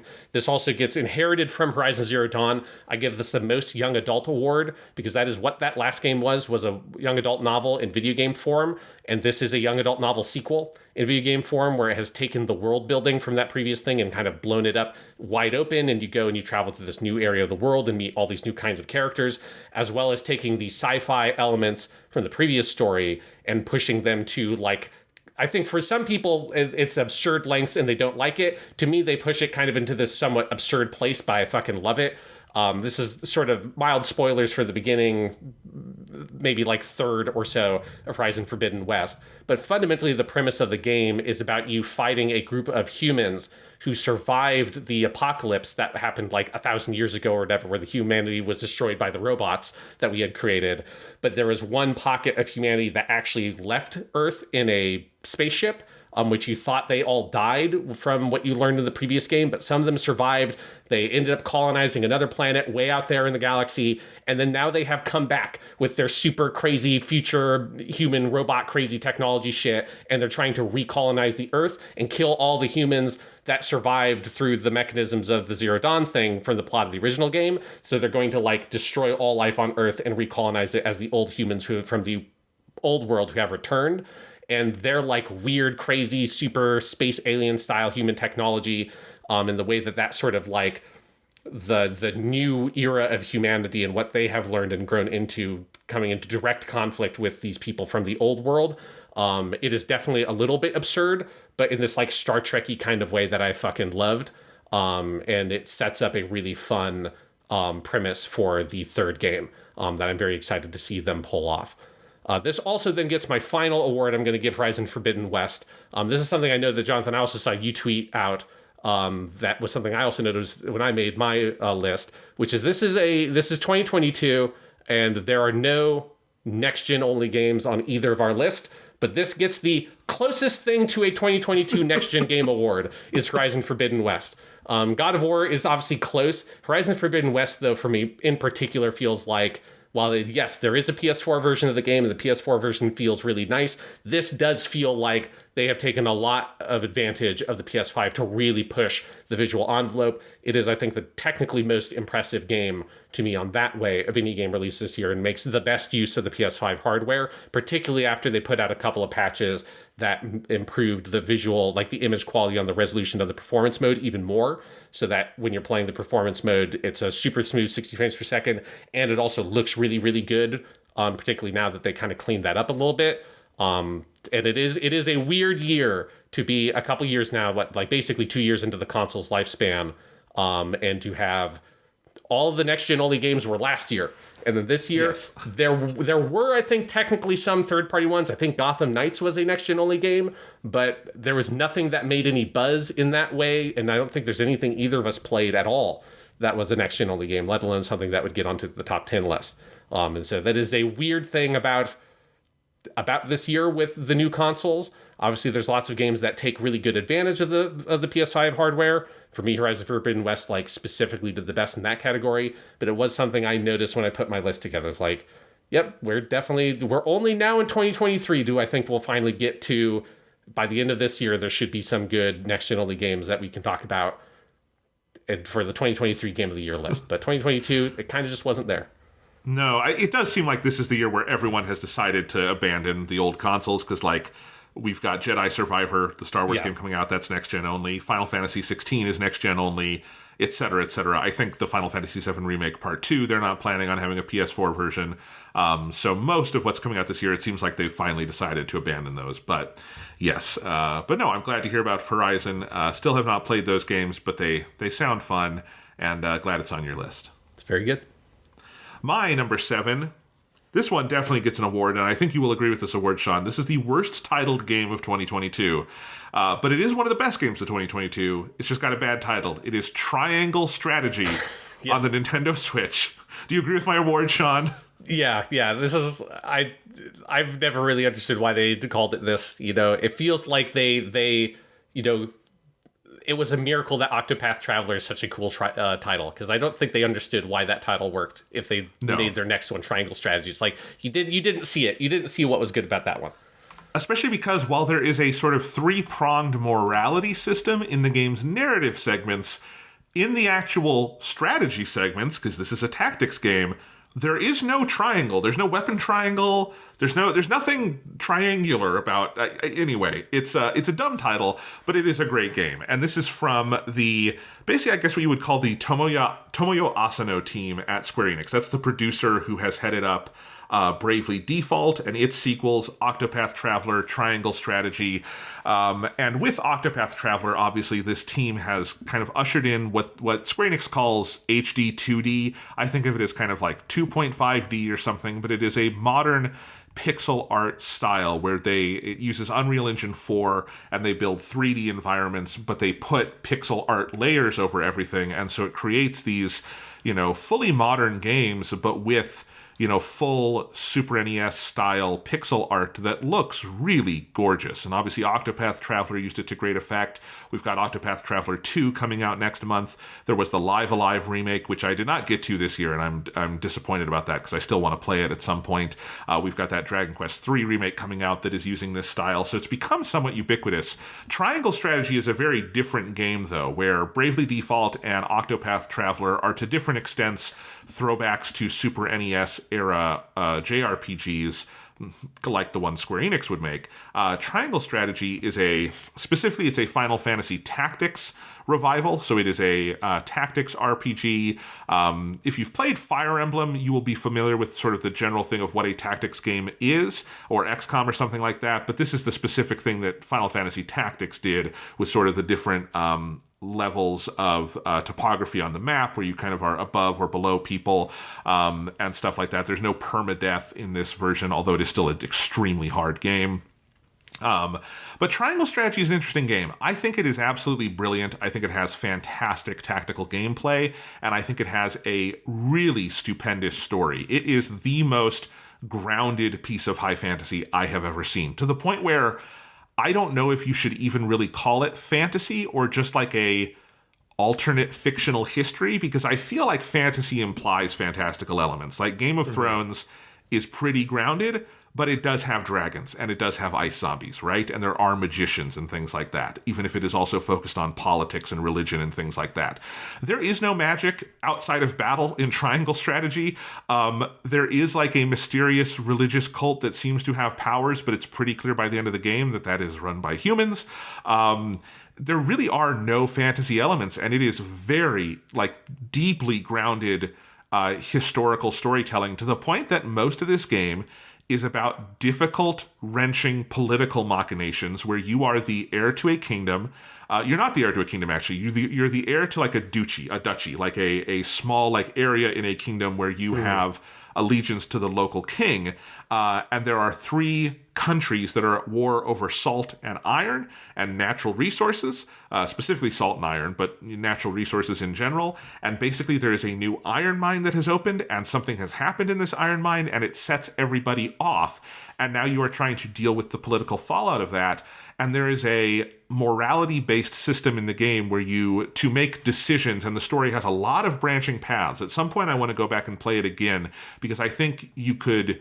This isn't quite like Fire Emblem Three Houses, where there's just a clear set of like different routes that you would play, but I think you could play this game 3 or 4 times and have very, very, very different stories depending on what paths you follow, because the big choice points are where you have you and your group of heroes, your units, have to vote together democratically on what the next like course of action is going to be, and you as the player can try to push that in different directions. But the questions you're asking are all like very difficult. Like one of the first questions in the game is one that seems pretty cut and dry. Basically, it is your best friend, who is the prince of the local kingdom. Do you sell him out and give him over to the enemy because the enemy is coming? It sounds like something you shouldn't do, but there's a whole debate about it, because if you don't do it, you are not equipped to fight this oncoming army, and you will probably lose your entire home and kingdom and have to go on the run. And so there are choices like that. There's a lot of in-depth political discussion and political machinations. It is very much a game for adults, not in the sense that there's a bunch of sex and violence, but just that it is dry. And I don't mean dry as a prerogative there. I find it actually very fascinating, the kind of in-depth discussion of politics that is going on in this game, and like what it takes to like rule or lead, and what are the kind of choices and trade-offs, and especially when you get into, considerations of war.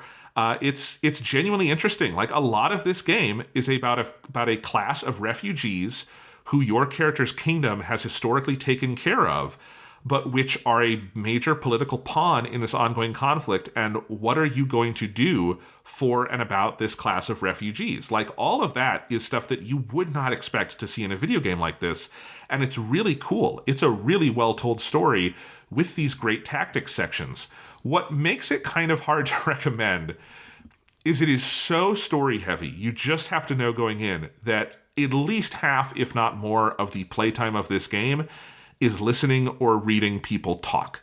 And the gameplay sections, which is the tactics, or some parts where you go around the map and talk to people, which is, again, kind of more talking, can be like hours apart from one another. I think the game I might compare it to most is 13 Sentinels Aegis Rim. Not in its crazy time-bending, like, mind-fuck story mechanics, but in that is primarily an adventure game with, sort of visual novel-esque storytelling that has these interludes that in that case, it's a strategy, like, what would you call that, a kind of SRPG sort of thing? Yeah, kind of like a real-time strategy game. Yeah, real-time strategy game. In this case, it's a tactics strategy game. And those are sort of things that break up the general adventure game format. So I think you have to know that going in. If you want a good, like, tactics game delivery service, I don't think, as good as I think it is in triangle strategy, that's not what you should come to this game for, because so much of it is story heavy. And I do think the HD 2D style can be a little limiting on how they do the storytelling, because it's all through the pixel art and text and dialogue.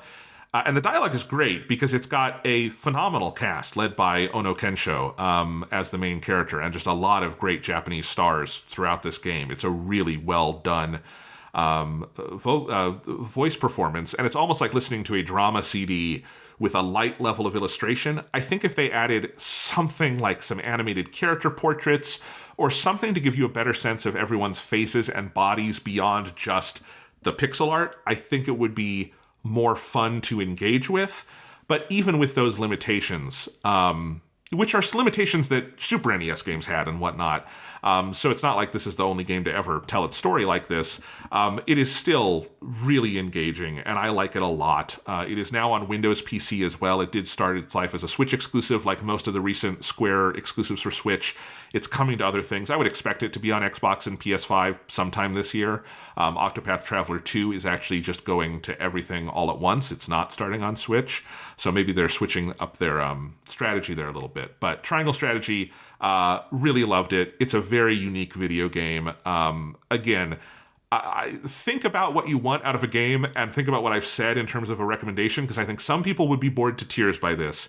I think for some people it's going to be really fascinating and cool. And I do like the general variety with which the Asano team is doing stuff over there at Square Enix, because it's really fun seeing all the different games they're coming up with. And I'm very excited for Octopath Traveler 2. That's definitely the next game I have on pre-order. So there you go. That's my number 7. Very cool. You can only hope, that they'll make their sequel Square Strategy and then Pentagram Quadrangle Strategy. Yes. Yeah. That's what we're really here for. Then eventually it intersects. Eventually, once it gets to 8, it's like, oh, you realize, oh my god, it was always building up to Octopath Traveler the whole time. It's a prequel. It's a long ago prequel. We got to get from 3 to 8, but yes, we'll get there. Very good. All right, so then next is my number 6. So my number 6 game of the year is Sifu. This is the 3D action brawler game that is very kung fu based. So I give it my Donnie Yen's kung fu seal of approval, because this game is purely like, you want some pretty hardcore 3D brawling, that is what Sifu is. For better and for worse, depending on who you are. It is your kind of roguelike kung fu action game where you play someone whose father/master was killed in front of your eyes when you're very young by one of his best students and a group of his best students, and then when you grow up, you go on a path of revenge to go try to kill the 5 kung fu masters that murdered your father. And every time you die in the game, you have this magical charm or whatever. None of this stuff is super well explained, but you have a magical charm where you come back to life, but you are aged for 1 year for every time you die, and then that stacks up. So there's kind of this gameplay mechanic whereby if you die enough times, eventually you become too old and you lose the game. You have to start over from the beginning with some upgrades that carry over, and that's kind of the roguelike structure of it. But purely this game is about you mastering this really simple but hard to master 3D combat system that I would equate kind of as a mix between the kind of the simplicity of the Batman Arkham style combat with more of the complexity of something more elaborate along the lines of a Devil May Cry, but doesn't have anywhere near that kind of crazy chains of combos and 500 weapons and stuff like that. It finds a nice middle ground of where you don't have a lot of different kinds of buttons or commands you have to do, but it's really about getting all the depth out of the movement set you have available to you. That has that kind of good kung fu feel to it, where it does have that. It's basic, but there's so much depth to the combat once you start really digging your teeth into it. It is very much a Sean game. It's very much a mechanics heavy. You really kind of trying to wrap your head around how these mechanics work. I do think if people want to go play it, it does have a pretty hard ramp up. I don't think the game tutorializes itself particularly well, and I don't think that the roguelike mechanics are that great, and I don't think those are implemented super well. So I think this game kind of had a fairly mixed reception, or a kind of split reception. For some people really loved it, some people couldn't get into it, and I think that's kind of why. But I definitely really got into it because it also gets my much vaunted "the game's so nice I played it twice" award, which every year at least one game gets an award where I played it at least twice. I think technically I played this through to completion 3 times because there are 2 endings and I got both the endings and then I played it through again. And I don't know if there's like a huge amount to say about it other than just like, it's fucking fun. Like if you like 3D combat, like it's hard to get much better than Sifu. And when you get into the zone and you're chaining together combos and you're countering hits and you're picking up like weapons in the environment and chucking like a beer bottle across the room at a dude and then doing a takedown on this guy and then running up to the guy you threw the beer bottle at who's stunned and do like a jumping kick into his chest. And then you grab a broom and like use a broom like a quarterstaff and start beating the shit out of another dude. Then someone throws a throwing knife across you at the room and you counter that and catch it and throw it back at him. Like there's just that real kind of flow to the combat that once you get into it is incredibly addictive. And it's that thing where like the second time I played through the game, I played the game for like a week to beat it the first time. And then when I went back through to get the second ending, which you have to beat the bosses in a kind of more difficult way, basically. You have to pacify the bosses to get the second ending. That's like the good ending. I did that in like an hour, and I just blasted through the whole game, and then I played it again all the way through just for fun, again, within like an hour, and probably maybe even like 30 minutes that third time, just shooting my way through the whole game. And that's very much the kind of game it is, where once you know how to play it, you can beat that game in 30 minutes to an hour. But when you're trying to build up the skill set to get to that point, it's like 10 to 15 hours of gameplay to get to that point of like that level of mastery. And that to me is a sign of like a really well defined, like well built, well executed gameplay system around combat that has that much depth that once you've mastered it, the whole game seems incredibly simple to you in the rearview mirror, and that is a hugely satisfying experience. So again, I think it is a game that I understand why a lot of people bounced off of it, and I definitely think that it should have tutorialized itself better.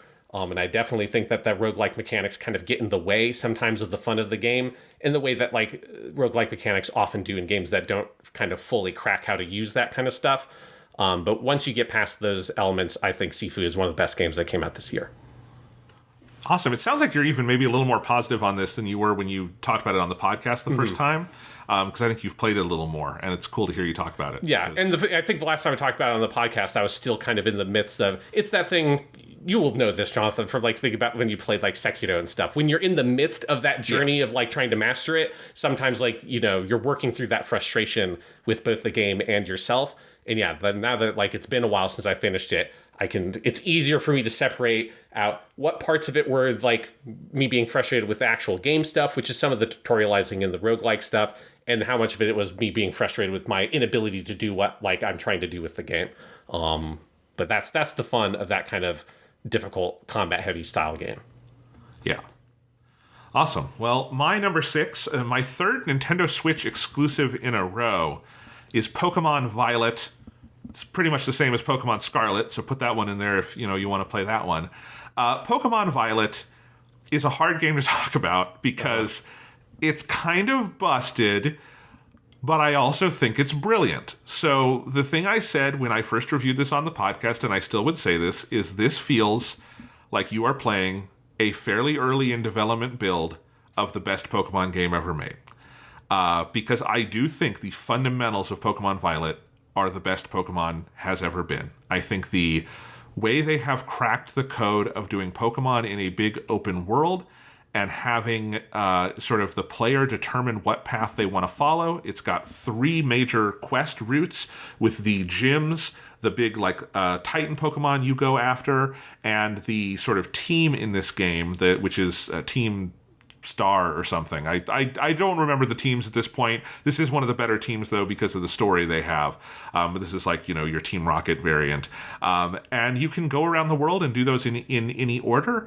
I have seen some people wrongly complain that the levels are set. That is a good thing in a game like this. That means that there are places you can go that will be a challenge for you, and there are places you can go that are easier where you could go like level up lower level Pokemon. But it means that this is not a shitty Bethesda game with totally flat flat difficulty curve from start to finish.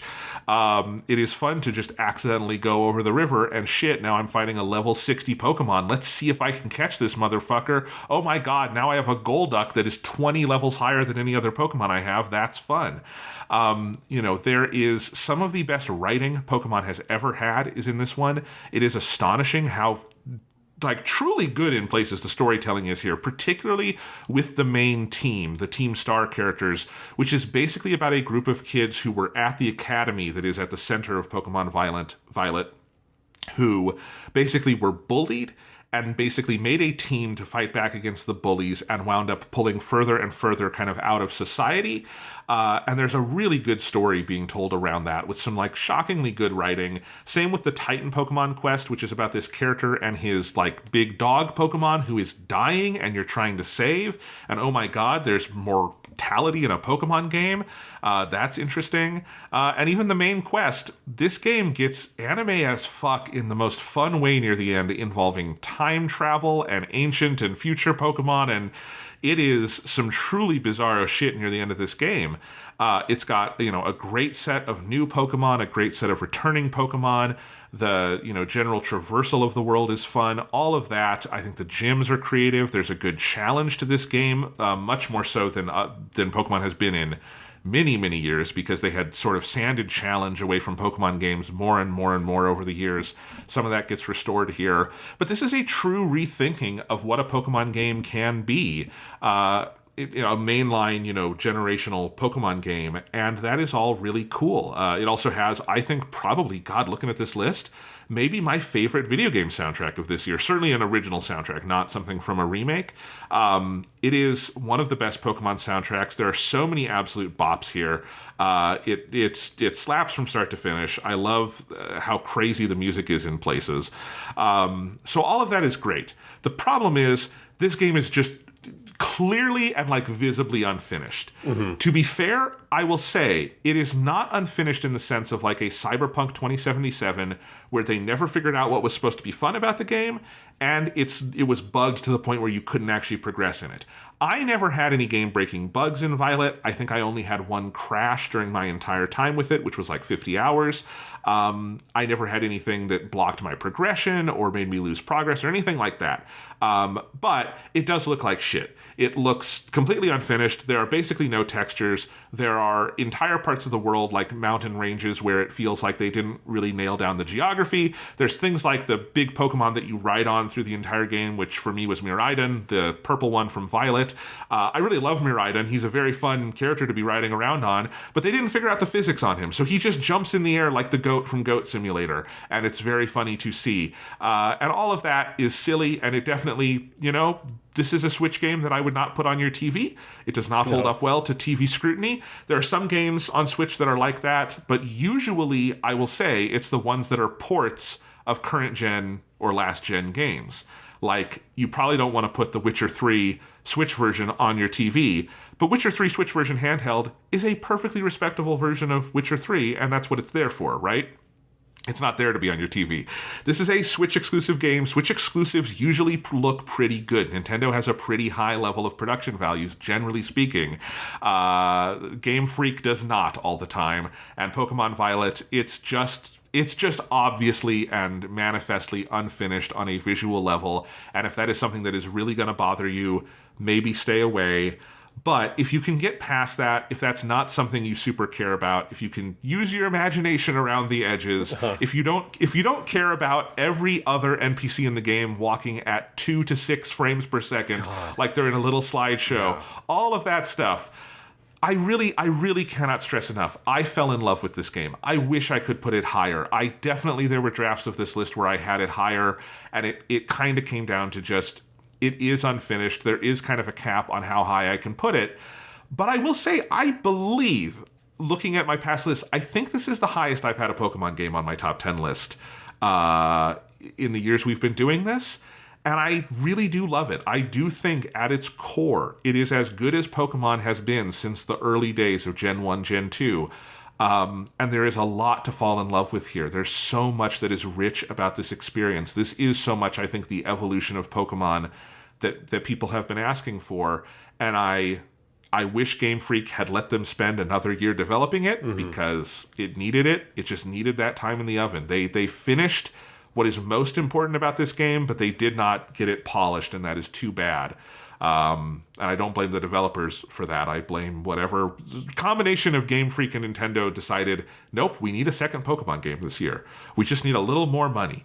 But I still love it. You know, the heart wants what it wants, and I love my Pokemon Violet.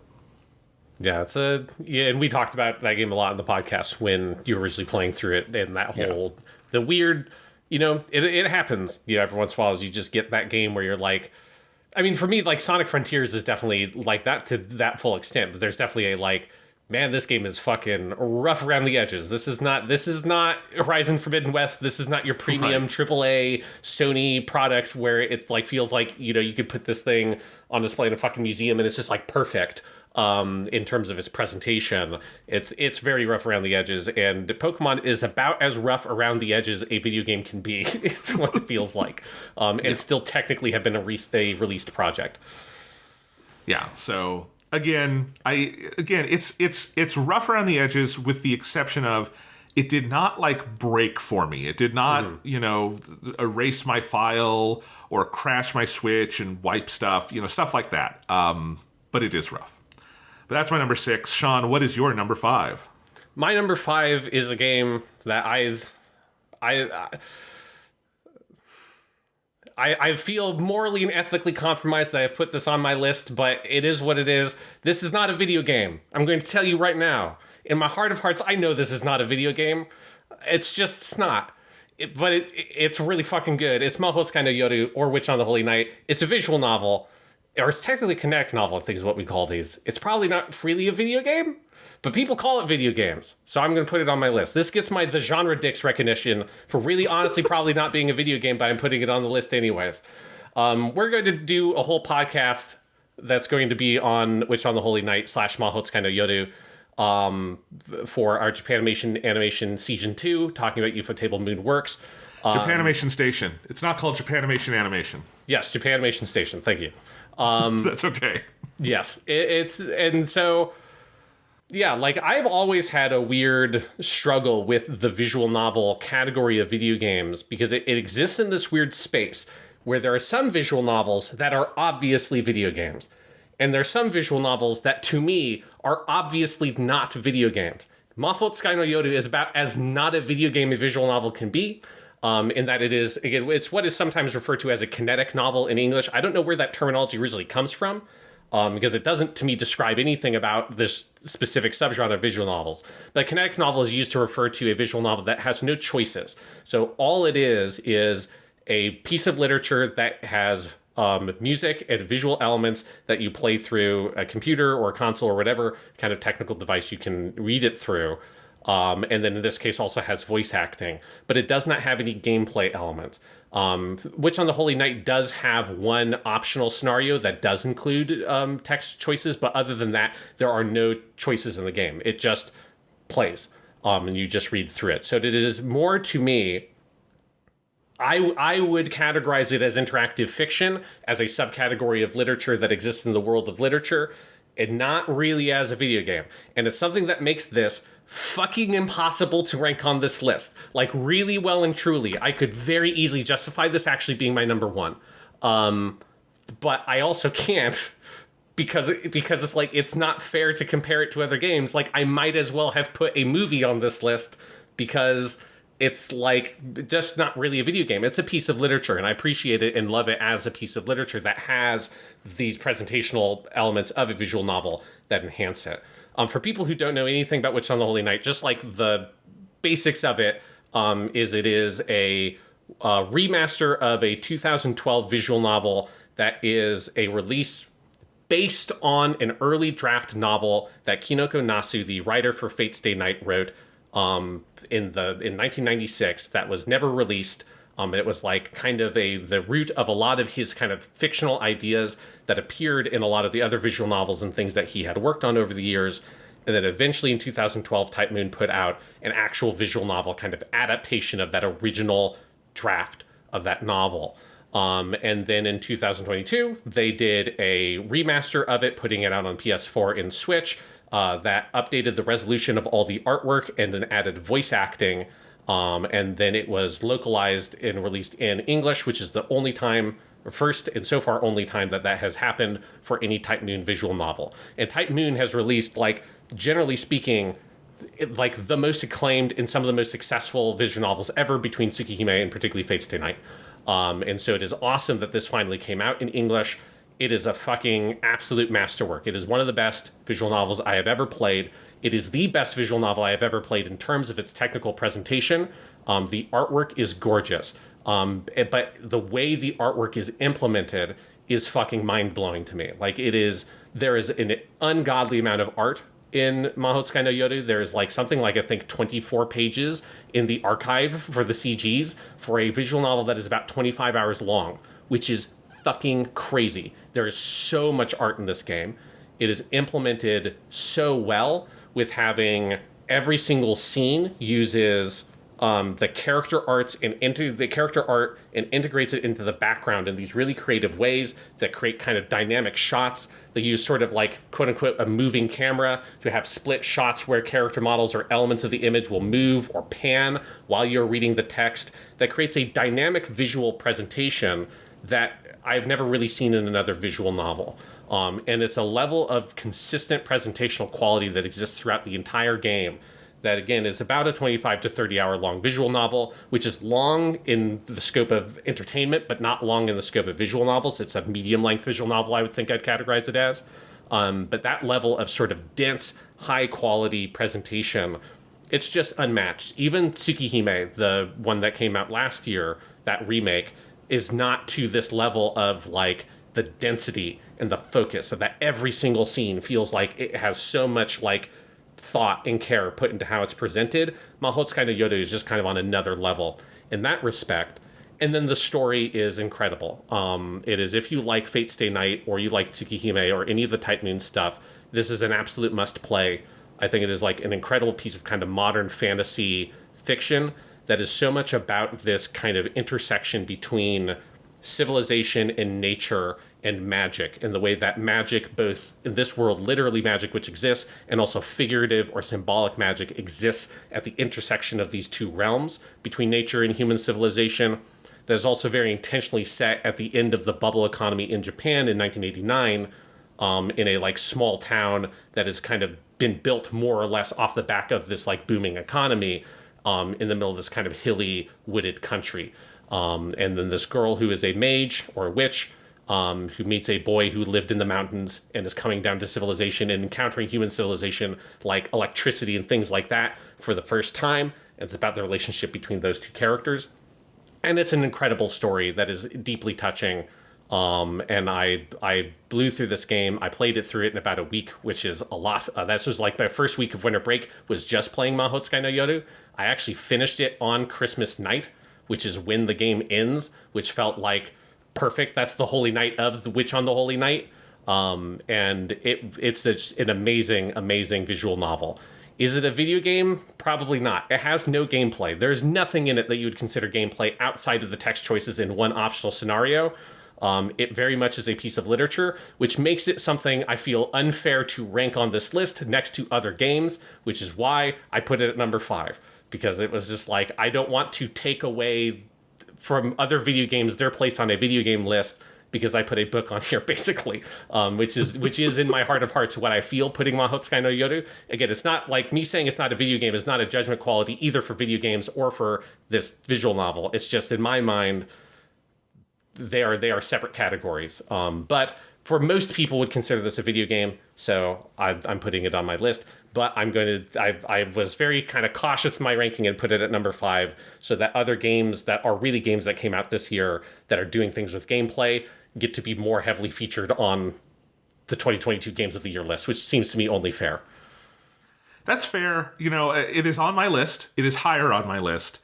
We'll talk about that in a second. I will say I had a similar reservation as you, Sean, but at the same time, look, whatever categorization we want to give it, it is a piece of software that you can only access on dedicated video game consoles, the Nintendo Switch and the PlayStation 4. You buy it in a video game store. There's no other top 10 list I'm aware of you would put it on. You wouldn't put it on your top 10 movies of the year. You could, I guess, argue putting it on your top 10 books of the year. Yes. But even then, I think you would get pushback because it is different than other books. You'd get pushback from those people, but not from me. Not from you. Okay, that's fine. But you know what? I'm making a top 10 video games of the year list. This is on my Nintendo Switch next to several other games on my list. So I'm going with God, and I'm just going to do it. And that's fine. And there is a bigger definitional debate here that you and I are not going to solve and probably will never be solved. But is an interesting definitional debate that I also think opens up certain ontological discussions about the boundaries of video games in general, because there's all sorts of video games that are variously gamey. Witch on the Holy Night is minimally gamey. You use the buttons to advance text, and that's it. You use the buttons to play my 4K Blu-ray Citizen Kane on my PS5. I can press the X button to start that shit, man. Fair enough. Video game. Fair enough. But it's on our list because it is that brilliant, and fuck it. It's close enough. All right, my number 5 is kind of the opposite of Witch on the Holy Night, in that it is a video game. There's nothing not video game in it, and that is Vampire Survivors. Let me stop you there right now, Jonathan, because my number 4 is Vampire Survivors. So we can hit these both out at the same time. Yes, Vampire Survivors. You can play it on PC, you can play it on Mac, you can play it on Linux. There is a phone port now as well. I wouldn't maybe recommend that version. I believe it is also on Game Pass now. Oh, they did add it. They did, didn't they? Yes. If you don't want to pay the $2 to get Vampire Survivors, it's about the funniest game you could possibly put on Game Pass. Yes. Vampire Survivors is as simple in terms of input as video games get, and it is as complex in the meta as video games get, which I love. It is such a cool combination of things, because the actual gameplay of Vampire Survivors is so simple, it could work on an Atari joystick. All you need is directional input and one button to make confirmations once in a while. But you move it is a roguelike with multiple levels. You go in, you have a character selection. At the beginning, it's just a few. You unlock dozens of characters by the end. And you go in and you move your character, and all of your abilities are on auto cooldowns, and then they fire themselves. So all you are doing is moving your character around and occasionally confirming inputs when you interact with the random elements of the roguelike structure, like unlocking new weapons and power-ups. But within that, there is a ludicrous amount of depth and replayability to this. Like, as a piece of video game, like, engineering and game design, it is so fascinating to me, and I got fucking obsessed with this game. One thing that's funny is, so I got bitten by the Vampire Survivors bug in early December, and then I went and traveled to Portland, Oregon, where my brother lives, and I spent the holidays with him. And I got him into this because I said, Thomas, you should check out this Vampire Survivors game. And I played a little for him, and then he played a little bit of it on my computer.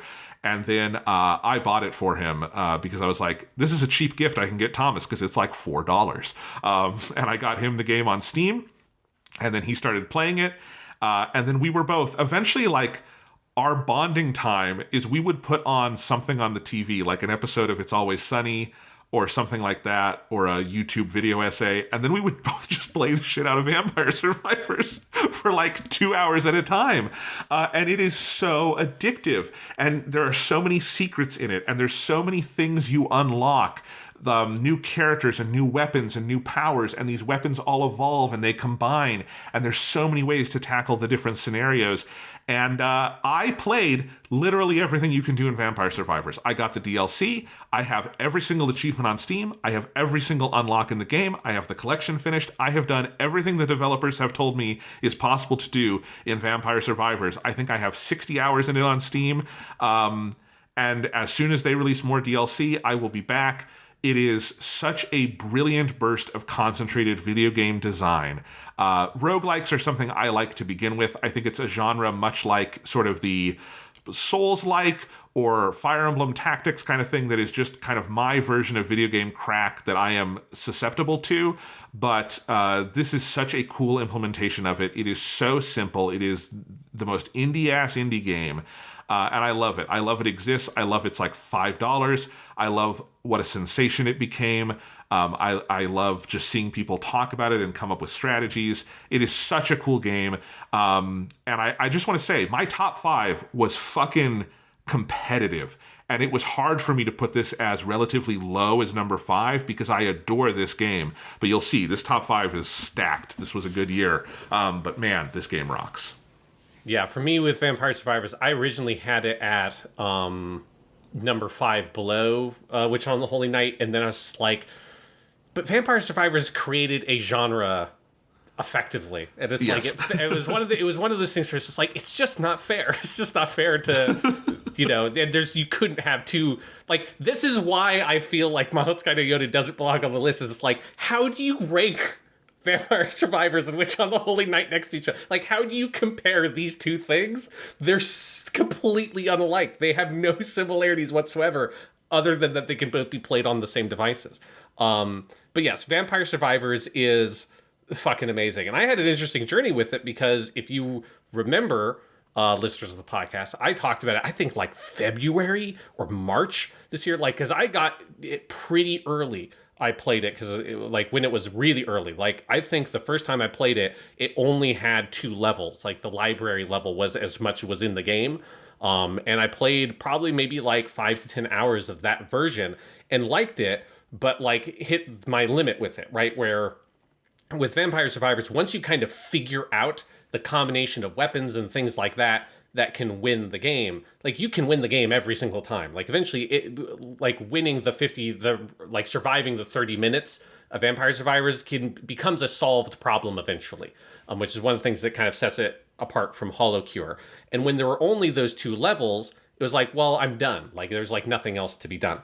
And then I didn't play it for most of the year. And then in like November or something, or maybe December, early December, I came back to it and played the like 1.0 plus fully released version with the DLC and everything. And it blew my fucking mind how much more was in the game. Because it's like, it's a different video game now than it was when I originally played it. Because when I originally played it, the game was just surviving those 30 minutes. And that was it. And it's like, yeah, you could unlock some new characters and some new weapons. There's like a little bit of unlockables. But really, Vampire Survivors as a game is about, to me, the meta game. It's about the like figuring out how to unlock everything and discovering all the secrets and following the breadcrumb trails and, you know, trying to have these runs where it's not just surviving the 30 minutes. Like, I want to get all of these items that are in the level and combine them together and put all that to unlock all these other things so I can lock the next level, the next character, this and that, and the next weapon. And you're following all of that metagame structure. And that's the thing that I think really makes it brilliant. The minute-to-minute gameplay in the actual runs is very fun and kind of genius from a game design perspective and how simple but deceptively complex it is. But then the metagame structure they built on top of it is what makes Vampire Survivors ultimately one of the best games. And easily, I think, you know, any list that didn't put it in the top 10 or even in like the top 5 for games this year, I think is doing something wrong. Because Vampire Survivors is like, I think, kind of a game changer, really. In terms of awards, I give it the Best Ass Game Award, which this term, I don't know if Jeff Gersman invented this term, but it's where I heard Jeff Gersman, formerly of Giant Bomb.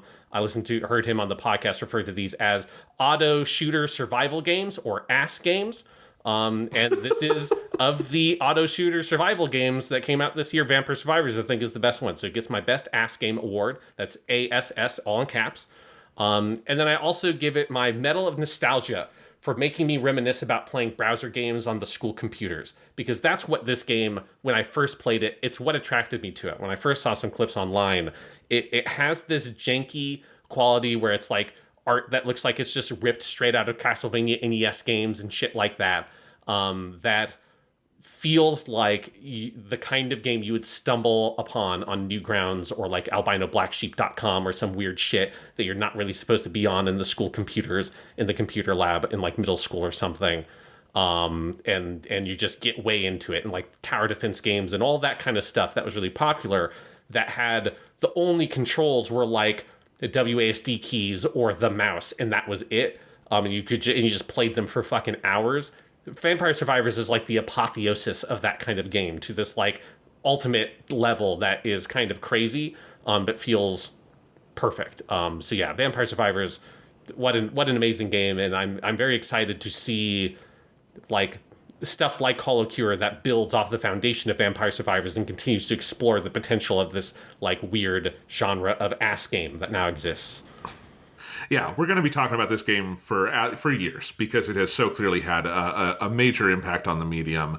I love that about it. I love that you can get enough like crazy effects going on in this game that it becomes a legitimate like seizure warning for me of like, I do not have any epileptic like tendencies, but there are still like times where I have to like look away and just kind of be working at WASDA and letting the character do his own thing because there's so many flashes on screen. It has a similar appeal to me as like a fucking run in Diablo or something where like you just go crazy, but they really load it up here. I love that this is a fucking simple 2D pixel art game that you can throw so much on screen, it'll make your computer chug a little bit. Like I love that it'll do that. It's crazy. It's an amazing game. Love it to death. So that's your number 4, right? Yes. And my number 5, which means my number 4. This is a remake, but I think it is a substantial enough remake that I put it on here. This is Crisis Core Final Fantasy VII Reunion. I played it on Switch, but it's also on all the systems. Go play it wherever you want. This is my new favorite Final Fantasy game. And like, I have no compulsions about saying that. I think, you know, my ultimate maybe favorite story in Final Fantasy is, and soundtrack and stuff, is going to be 7. The 7 world is my favorite thing in Final Fantasy. But I think when you tie together the gameplay and the pace and everything, Crisis Core is a goddamn near perfect game. And the remake, the Crisis Core Reunion, is a really cool remake in that I think they have done the right things to make this modern and playable on modern hardware and look good. The visuals are now in line with Final Fantasy VII Remake, which, whatever issues you and I had with that game, it looked great, you know, and this looks great as well. And then, but like having all of that, but not messing clearly with the heart of what Crisis Core was on PSP, which I never got that deep into. You did, Sean, and you sang its praises when we talked about Final Fantasy VII a couple years ago, but I had never played the whole thing. And I'm kind of glad I waited because this version of it is such a great, again, expansion while maintaining the core of it. Like, this is still a handheld game at its heart, which is part of why I enjoyed playing it on Switch so much. I think on a structural level, this game nails the thing that Final Fantasy VII Remake failed at most, which is that Final Fantasy VII Remake tells this little slice of the original Final Fantasy VII story, so the story is pretty minimal and linear, but it also wants to be a big 40-hour JRPG, so, well, how do you solve that? Cloud's going to fall down a hole several times in this game and do a dungeon so you can play the game, because there's nowhere else in the story to knock down a wall and have that happen. Or, when Aerith gets kidnapped at the end of Final Fantasy VII Remake, yeah, this is actually where the game is going to be most open for you to go do other stuff, even though your friend has been kidnapped. And Crisis Core, which tells a similarly linear story, although it's a bigger story taking place over like a decade's worth of time, what it does is it basically divides the game in two, where you have your main linear story where you're on a set path with cutscenes and all that good stuff. And then it has this whole mission subsystem where you go into the menu and you just have a giant list of these little bite-sized missions that were very clearly designed for the PSP era to sort of play on the go and translate to the Nintendo Switch beautifully for me. And that is where you get to just experiment with what is, I think, clearly and unambiguously to me, the best Final Fantasy combat system. It's absolutely brilliant. And I know in the original PSP version, it was sort of a mix of menu-based stuff and actually moving around on the map, right? Yeah, I mean, you moved around on the map, and you had commands at the bottom of the screen with like a long list of commands with all of your different like materia and that kind of stuff. Yes. And what they've done for this remake is they've hyperkeyed all of that. So everything is mapped onto your controller and there's no menu you are interfacing with during combat. And it is so snappy and it is so fast. You are Zax, or Zach in English. I like he's got an S on the end of his name in Japanese. But you're Zax and there's no other party members. You have your big dumb sword and you go in and you can use the Y button. I'm using Switch controls here, so if you have a different controller, just adapt it for yourself. But use the Y button, and you can use the sword and hit people with the sword. You use R1, and you can dodge things, or not dodge things, but you can block and do guarding. You use the B button to do a dodge roll.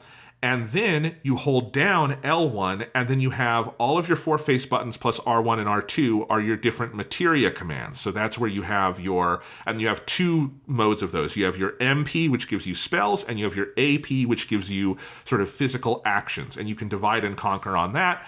And the whole materia system, which is borrowed from Final Fantasy VII, but vastly improved here, is all of your spells and actions. And you can assign those however you want. And so basically you build your entire loadout and then you go into combat and you use it. And it means the combat is just incredibly free and creative and fast. And there's absolutely no friction anywhere to kind of like slow you down or mess you up. I went back after I finished this game, I played the first hour or so of Final Fantasy VII Remake again on the PS5. And I like the combat in that game, but I thought after playing Crisis Core I would like it more. And I liked it less because that game still has all these menus that you kind of get bogged down in, and I think is a little awkward to be playing this full 3D game, but there's also kind of a menu component. And I think the way Reunion kind of breaks the code and figures out how to do it all with buttons in real time with all of this depth is really incredible, because the secret sauce of this game in gameplay sense is the materia system. Yeah. And you have all of your material, you can upgrade them. There is a leveling component to the game, but more important is you use your items, you use your materia, and the more you use them, the higher level they get. And then you can also fuse your materia, and you can come up with new materia that sometimes have very surprising effects, and you can mix them in surprising ways. And like the number of builds you can make and the number of sort of ways you can build Zax out for different encounters is practically infinite. It's kind of like Vampire Survivors in that sense of the meta of like building Zax is incredibly deep, and I was still discovering all the way to the end of the game new, exciting, creative things I could do with it. And then you go in and the combat is so fun, it's so snappy, it's so fast. And so on a gameplay level, I think it's just absolutely brilliant. But then it is also just a tremendous story, because what Crisis Core is an expansion of backstory that is in the original Final Fantasy VII, seen through the eyes of Zax, who is a fairly minor character in 7, but a very important one, because I'm sorry, I'm going to have to spoil Final Fantasy VII, but this is like Rosebud being the sled in Citizen Kane. This is an old-ass spoiler. Cloud is not the person he says he is. Cloud has the memories of Zack Fair, who was the actual soldier first class who had the Buster Sword. And this is the story of Zack that ends with his sacrifice where he dies so that Cloud can live, and then Cloud goes into Midgar. And every inch of this story is fascinating and fun, and some of it is silly, like the big villain Genesis, who is constantly quoting this world's version of Shakespeare, which I love, but it is also so heartfelt. And at the heart of all of this, you have Zax, who is just the best character, I think, in all of Final Fantasy, and I don't think it's even particularly close. It is an incredible piece of characterization. He is this person who is full of life and vitality and dreams, and he just loves to kind of be alive and meet people, but he also has this surprising amount of vulnerability, and it is all brought to life by Kenichi Suzumura, who is an actor I love. I know you love, Sean. We're going to talk about him a lot in Season 2 of Japanimation Station, because he's one of the main characters in Kara no Kyokai, and I think this is the best role I've ever heard him in. He is so phenomenal in this game. Particularly, I know there's more voice acting in this one than there was in the PSP version, and it is such a stupendous performance. There are lines he has down the home stretch of this that just made the waterworks come out. He is unbelievable. It is one of the best performances I've ever heard in a video game. And the final hours of this thing are just one of the most methodical pieces of heart-wrenching storytelling I've ever seen. One of the mechanics that is so fun and silly in this game is this thing called I don't even remember the acronym for it. It's like DMV, but it's not DMV. That's the Department of Motor Vehicles, but it's something like that. And it is this but it's the slot machine. You have a slot machine running in the upper left corner of your game throughout every battle, and it has 2 kinds of slots. It has numbers and it has character faces, and when the character faces match, you get to use, that's where the limit breaks come in from Final Fantasy VII, but they're all things Zax has learned from other people. So you have Sephiroth's Octo Slash, or you have Cloud's Meteor Slash, or things like that. and you use all of those. And so when those line up, Zax has memories of these people that he then uses in battle, and then the numbers will align in different ways and give you various bonuses. And I think it's one of the coolest little things I've ever seen in an RPG. But then the ending of this game, which Red Dead Redemption would steal 3 years later in 2010, is better than the end of Red Dead Redemption because of how it brings in that game mechanic. And Zax's ending is represented through that wheel of characters and memories coming into play, and great cutscene direction and great use of the battle system. And it is, I think, up there with Persona 3 as one of the best video game endings I have ever seen. I love this game to death, warts and all, because this is a portable-ass game that has its weird fun. It's constantly swinging at the fences in the way this era of PSP games would, and not everything about it works 100%, but man, it is addictive to play, and it is deceptively rich, and it has this absolutely incredible story, and this remake is such a good presentation of it. I could not love Crisis Core anymore if I tried. God, this is a great game. Yeah, I'm glad that this came out so people have an opportunity to play it, because I'm with you. It is probably my favorite Final Fantasy game also. And it's very nice that because it was just hard to access for a very long time. I mean, the only way I played it was by emulating it, Because on the Vita, you couldn't actually play it because it was not on the PSP download store. You could only use the actual UMD disc to play it. So it had been not accessible for a long time. Yeah, and it's just a phenomenal game, and anyone who has any affection for Final Fantasy VII owes it to themselves to play Crisis Core. And yes, in particular, it is that the ending is amazing. The way it uses all the gameplay mechanics it's been sort of developing throughout the game in the background to deliver this absolute emotional gut punch. Jonathan, you now understand why, to me, the notion of ever using any weapon other than the Buster Sword for Cloud in Final Fantasy VII Remake is just insane. It's certifiably insane. The best thing they did in Final Fantasy VII Remake, the smartest design choice, was that they made it so that any weapon is viable for the whole game, so that you can just use the Buster Sword in Cloud, because that is Zax's proof that he was alive. That's his last big line. He used Ori no Ikita Akashida, and he gives it to Cloud, and it's how could you not use this sword? What monster? He's gonna put this in my fucking inventory. This is everything. It's just an all-timer, and it is, while the story stuff is all amazing, it is also, I'm glad you pointed out, this is the only time the materia shit has ever been good in a Final Fantasy VII game. It's terrible in the original Final Fantasy VII. Materia is terrible in Final Fantasy VII Remake. It's a weird, bad, restrictive system that makes everything about the combat worse than if they just did a more standard level in the skill system. Whereas Crisis Core, it's the whole engine that makes the combat work is this addictive, leveling up your materia and fusing it together. It's very much, it's like a Persona game or Digimon Story Cyber Sleuth, in that you're figuring out ways to almost break the combat by combining these things together and getting these ridiculously powerful abilities and stuff by fusing them. And it's it's weird to me that is the only, of all the games that they've used materia, this is the only one that actually found a smart way to use that mechanic and that concept in a Final Fantasy VII game. And I'm disappointed that Remake didn't steal more from this game, because there's more they could have taken, and they should have, because this so cracked the code. Honestly, now that I've played this and Final Fantasy 15, y'all know I love that one as well. Those are 2 of the 3 Final Fantasy games that Hajime Tabata directed. Mm-hmm. And the third one is Final Fantasy Type 0, which I've never played, but I did just buy a PS4 copy on eBay the other day, because I think I'm very in sync with Hajime Tabata's vision of Final Fantasy, and I want to play that one as well. One other thing to say is the soundtrack to this game is killer. Oh, God, yes. It uses a lot of the Final Fantasy VII music, but then all the original music is very different from Final Fantasy VII music. It's really guitar-driven. It fucking rocks out. It very much, I think, exemplifies Zax's entire personality. It's a tremendous soundtrack. Yeah, and it has my favorite version of Aerith's theme is in...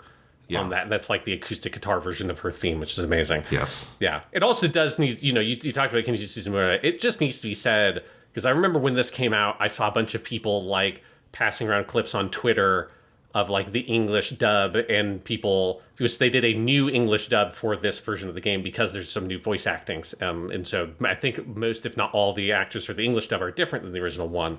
But it's like... Because it's for remake. Remake recast everyone in English. So this is the remake cast. Yeah. Yeah. And it's just like, you know, I don't want to be too much of a like Japanese voice cast supremacist kind of thing with like, you can only ever play stuff with the Japanese voice cast, because there's lots of English dub stuff I like, and I think like it's totally fine, generally speaking. This is one where it's like, it hurts my heart to see people play this one with the English dub, mostly because like, as everyone identifies when they're looking at the English dub, it's goofy in the wrong ways. Like Crisis Core is goofy. Like Zax is a fairly goofy character a lot of the time, though it also is like, gets very serious in lots of places, like near the end. But like the English dub just turns it, as often happens with these kinds of things, into too much of a Saturday morning cartoon, and that's so much the vibe, and it's just like awkward, and it doesn't play well in terms of like how it doesn't sell the tone or the world or anything. And it's just such a phenomenal voice cast and such great performances in Japanese that it's like, I just really can't fathom playing this one with the English cast. This is not a like Persona situation where I think, you know, if you want to play Persona with the English cast, like, great, yeah, they're fucking awesome and they did a really good job. Here, no, you really need to play this with the Japanese voices. If for nothing else, then you just need to appreciate, you know, anything where you get Suzumura Kenichi and his real-world wife, Sakamoto Maya, opposite each other as a romantic couple, which is like 1,000 different video games and anime. Like, how do you not play this? Like, you gotta get Zax and Aerith, who are actually, voice actors are actually married in real life, and it's like, how the fuck did this happen through their whole career? And that chemistry, like, this is one of their canonical works together. Like, this is some of the best stuff they've done as a couple in voice acting. You have to play this in Japanese. It's phenomenal. I'm glad that it is easily accessible, that you don't have to do an undub patch anymore. But you haven't played this version yet, right, Sean? No, I've only played the emulated PSP version. Yeah, well, I'm excited to see you play this, because it's like, I honestly might get it on PS5 and play it again, just because it is gorgeous, and I love playing it on Switch. And I should say the Switch port is really good. It's actually very impressive for what is a graphically brand new Unreal Engine 4 game. Has very few graphical sacrifices on Switch. It's like resolution and frame rate, but all of the stuff is there in the game. Like, the textures are much better than you typically see on Switch ports.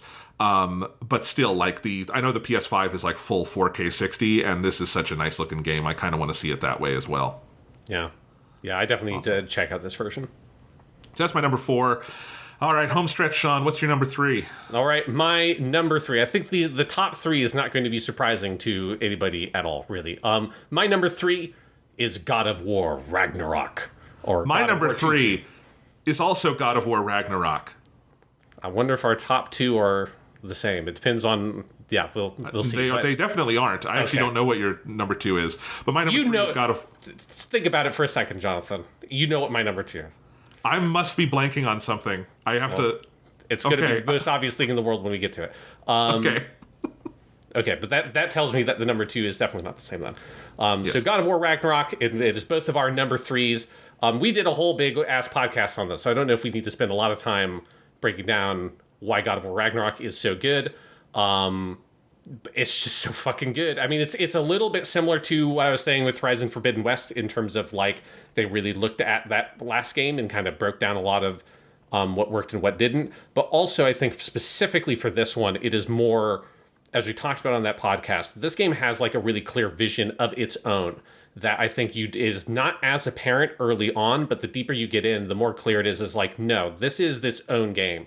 Like, it's trying to tell its own style of story. It's doing its own things with its cast of characters and its kind of vision for itself.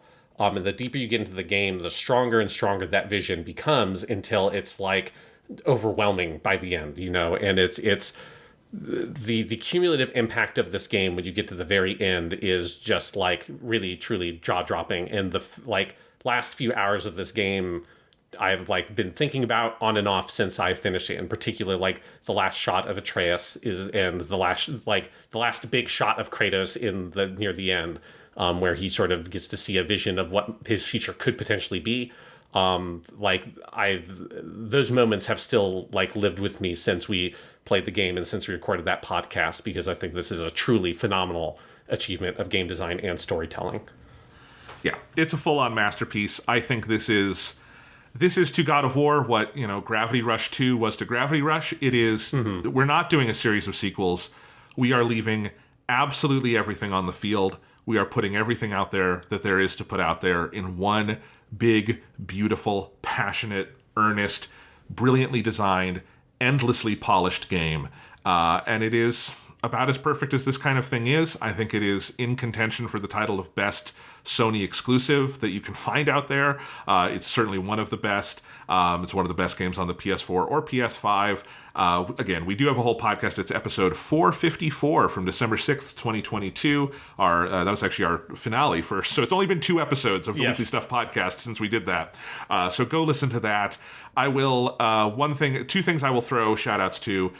Christopher Judge, just again, absolute Hall of Fame, one of the best. And I think for my money, maybe the best English language video game performance I've ever heard and seen, because the motion capture and what the animators do with that is also tremendous with Kratos. And then that fucking soundtrack by Bear McCreary. You know, I listened to some of it over the break again, and I think Bear McCreary's work for the God of War games is about as close as I've heard anyone come to doing their version of Howard Shore's Lord of the Rings score. This is the kind of scoring we just full stop do not get in movies anymore. Doesn't exist. Hollywood does not, it sounds like the scores for Marvel movies are made by a fucking AI, and they might be, for all we know. There's no passion to them. This is big, passionate, playful instrumentation from all over the world. There's also a song that plays in the second version of the credits called Blood Upon the Snow that I have listened to over and over again because it absolutely rocks my fucking world. God of War Ragnarok. If you know, you know. If you don't, play God of War 2018, then play this one, and you will thank us. It's a beautiful experience that made me cry. Yeah, it's amazing. Here's a couple of the awards I gave it. So God of War 2018, I looked back at what I gave that one. One of the awards I gave that one was Best Boy Award, which went to Atreus. And so this time I'm giving him the They Grow Up So Fast Award to Atreus, because that's very much what this game is. It seems like just yesterday he was our boy. And now we can't call him boy anymore. Man. Yes. He never does that, but that would be... If they make a sequel, it'll have to be Kratos comes and says, man, and it'll be very awkward. Yeah, he sounds like a college bro, basically. It's like, come on, man, let's go solve these puzzles. But then some of my other awards I give it. I also give this is the most niche award, but for whatever reason, it just popped into my mind when I was thinking about this game. As I was thinking about, what are the things that are remarkable about this game? It's one of this, as you're saying, Christopher Judge and his performance and the way it's captured in the 3D model. And when I was thinking about that, for whatever reason, my mind immediately went to, I got to give this game the most luscious of beards award, which goes to Kratos' beard. Because it is the best beard that video games have seen to date.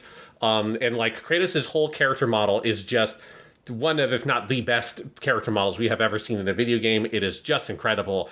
But in particular, that beard, which I think beards are particularly that kind of longer beard that he's got, are really hard, like normal hair is also, for video games to do well. In that realistic style, and they just nail it, and it's just a fucking great beard, and just seeing it sway in the winter wind, it's phenomenal. And then the last, and I think in many ways for me, the most important award I give it is the Dante Presents the Devil May Cry recognition for coolest fucking weapon award, which goes to the Dropnir Spear, which is so... cool. It is the most Devil May Cry ass shit you have ever seen in a game that's not Devil May Cry. The spear that you can throw, and you have an infinite number of them, and then you can detonate them and have them explode as part of your combos and stuff. It's just when at that midpoint of that game, when you unlock the Dropnir Spear, it's the whole fucking world opens up to you, because it's there's such a depth to the axe and the Blades of Chaos that they carried over from the last game. Then throwing a third weapon in there as well, and having it be that creative was just, from a gameplay perspective, the coolest thing in that game, and it's fucking awesome. And I think it's really hard to make a character action weapon in these days that really stands out, because there's been so many over the years. And God of War, there used to be a bunch of them. You used to get 4 to 6 of those things in the old fucking games. And they really kind of focused in and tried to make each one really big in these new ones. And so them just getting that spear so perfect was a really huge part of what I loved about the combat of this game. Yeah, it's great, and I agree with all of your awards, and I figured out what your number 2 is, so why don't you go ahead and tell us? Because I feel stupid. I figured it out. Of course it is. Yeah. Tell us your number 2. Yeah, my number 2 is Genshin Impact for 2022. Come on. What else could it be? The thing that made us I could very easily justify it being number 1, but the number 1 game that is fucking obvious what the fuck the number 1 game is deserves to be a number 1. So I'm going to prevent Genshin Impact from getting the hat trick and taking the 3rd Game of the Year award on my list in a row, and just be a little bit modest with it and just slot it here at number 2. That sounds good. Can I really quickly say it is not on my list? And it was just, for me, it's 2 things. I fell off Genshin Impact near the end of this year. I loved everything I played. The daily grind just became a little too much for me. I want to get back in. I have not finished the story in Grass World. Sumeru. What is it? Sumeru. For a second, I want to say Sumier, who is a character in an anime, I think. Anyway, Sumeru, it's all really good, but I have not, there was so much content, it honestly overwhelmed me a little bit near the end of the year, and I need to go back in and finish it. And having not seen the full scope of what was in year 3, there were 10 other games that I thought sort of told the story of the year for me a little better. So I'm just going to give it my personal best ongoing game award, because it is still the best ongoing game. And I will just let it sit sort of outside of the top 10 as a great thing that is continuing and I continue to love. But I will let you, Sean, tell us why it's your number 2, and go ahead. Well, so last year, specifically what I'm saying is that this is 2022 Genshin Impact, right? So What I'm looking at is the content that came out this year for this game. And to do that, let's just take a little brief walk through memory lane to talk about what does that encompass. So that encompasses versions 2.4 to 3.3, which includes, and I found this very fascinating, it is 18 new characters if you include the new version of the Traveler. Jesus Christ. Which is the exact number of new characters they added in, because I counted it last year as well for Genshin Impact 2021. So they've been terrifyingly consistent, upsettingly consistent about the pace of updates. It's because not I want to see that on the fucking iOS store where it has the critics questions. It's upsettingly consistent. Genshin Impact year 3. Yeah, and they're shutting down Marvel's Avengers in a few months or fucking whatever. Yes. And Genshin Impact somehow is so on the money that it has released the exact same number of characters 2 years in a row. And it's 18 characters, which is a fucking lot. So that's 18 characters. The 2.4 update, which is one of the best updates in the game. So this is the first thing they added for this year, Jonathan. That was the Shunhe and Yunjin update with the Chinese opera and all of that stuff. And the Lantern Rite Festival, the last year's Lantern Rite Festival. That was the first fucking thing that happened in Genshin Impact this year. And that's one of my favorite updates they've done. That Lantern Rite Festival event is amazing. It's one of the best events they've done. And that Yunjin, that whole story where you fight the sea god that was the wife of the god that was in the Liyue fight, and you have the new Jade Palace or whatever. All of that is just fucking amazing. So that was the first thing they added. Some of the other major things, Enkanomiya. All the Enkanomiya stuff was this year. Jesus. Yeah, the Yaimiko update, all that was this year. The Raiden Shogun story mission number 2, that was this year. They added in the Chasm and all the stories around that, the show story in Yelan in the Chasm, which is one of my favorite updates they've done, where you're kind of stuck in that loop or whatever, and you have to try to escape. So all of that stuff was this year. And that's kind of blew my mind when I looked at it, because it's it feels like a fucking long time ago, which I guess technically it was a year ago. But then obviously the big thing this year in Genshin Impact is everything 3.0 on. That's when they added in Sumeru. That's when they added in the Dendro element, which is the first new element they've added into the game, which completely blew open the entire combat sandbox, particularly for Electro and Hydro characters. Their whole role in the game is just different. And there's a bunch of old characters like Keiching and Toma who have a whole new life in this game now because of Dendro, which is fucking amazing. And then they added in all the stuff with Sumeru. So there's all the new exploration mechanics, all the new quest lines, all of the new characters, like Tinari, Kole, Dori, Sinnoh, Nilo, Candace, Nahida, Layla, the Wanderer, and Fardizan, the Wanderer being Scaramouche. Those are all the characters they've added since 3.0, which is a fucking terrifying number of characters. And it's just like, I think I said last year when I talked about Genshin Impact being my number one of the game last year, that the thing it would have to do this year in 2022 to like be able to rank on the list again is that every year it's harder for Genshin Impact to make it onto the list because the bar it has to hit is higher than what it hit last time, right? It's kind of like why Call of Duty Modern Warfare 2 on my list is only a number 9. It's like, well, it's not that much more impressive than the last Modern Warfare game. And so Genshin Impact has to like live up to those standards. And the thing is, I think everything they've added since 3.0 is basically the best stuff in the game. I think the missions, the story missions in Sumeru are easily, in terms of the mainline missions, from Mondstadt, Liyue, and Inazuma, Sumeru has hands down the best story. And you'd have to finish the Sumeru storyline and all the stuff with Nahida because it's fucking amazing. And really powerful stuff. And actually for me, like, there's a lot of synergy between that story and the story in Witch on the Holy Night that I thought about a lot when I was playing Witch on the Holy Night, and like the notion of nature and the forest and magic and civilization and like science and the academy and the intersection of all these elements of like civilization, nature, and where magic exists in that world. And here specifically it's about dreams and memories as well, is really evocative and very powerful. As well as, again, having all the gameplay mechanics. They added in a whole fucking trading card game, which I don't think you probably have not played, Jonathan, because that was the last update of the year. The Genius Invocation trading card game, or Shichisei Shokan, as it's said in Japanese. I like the Japanese name more.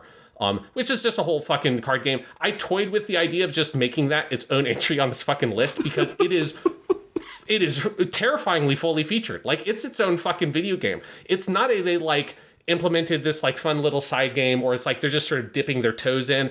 It's something where there's like 20 different hero characters in it, like from the launch. It's not, they didn't put like, oh, it's like, like Hearthstone, there's like 5 of them. It's like, no, here's like 20 hero characters.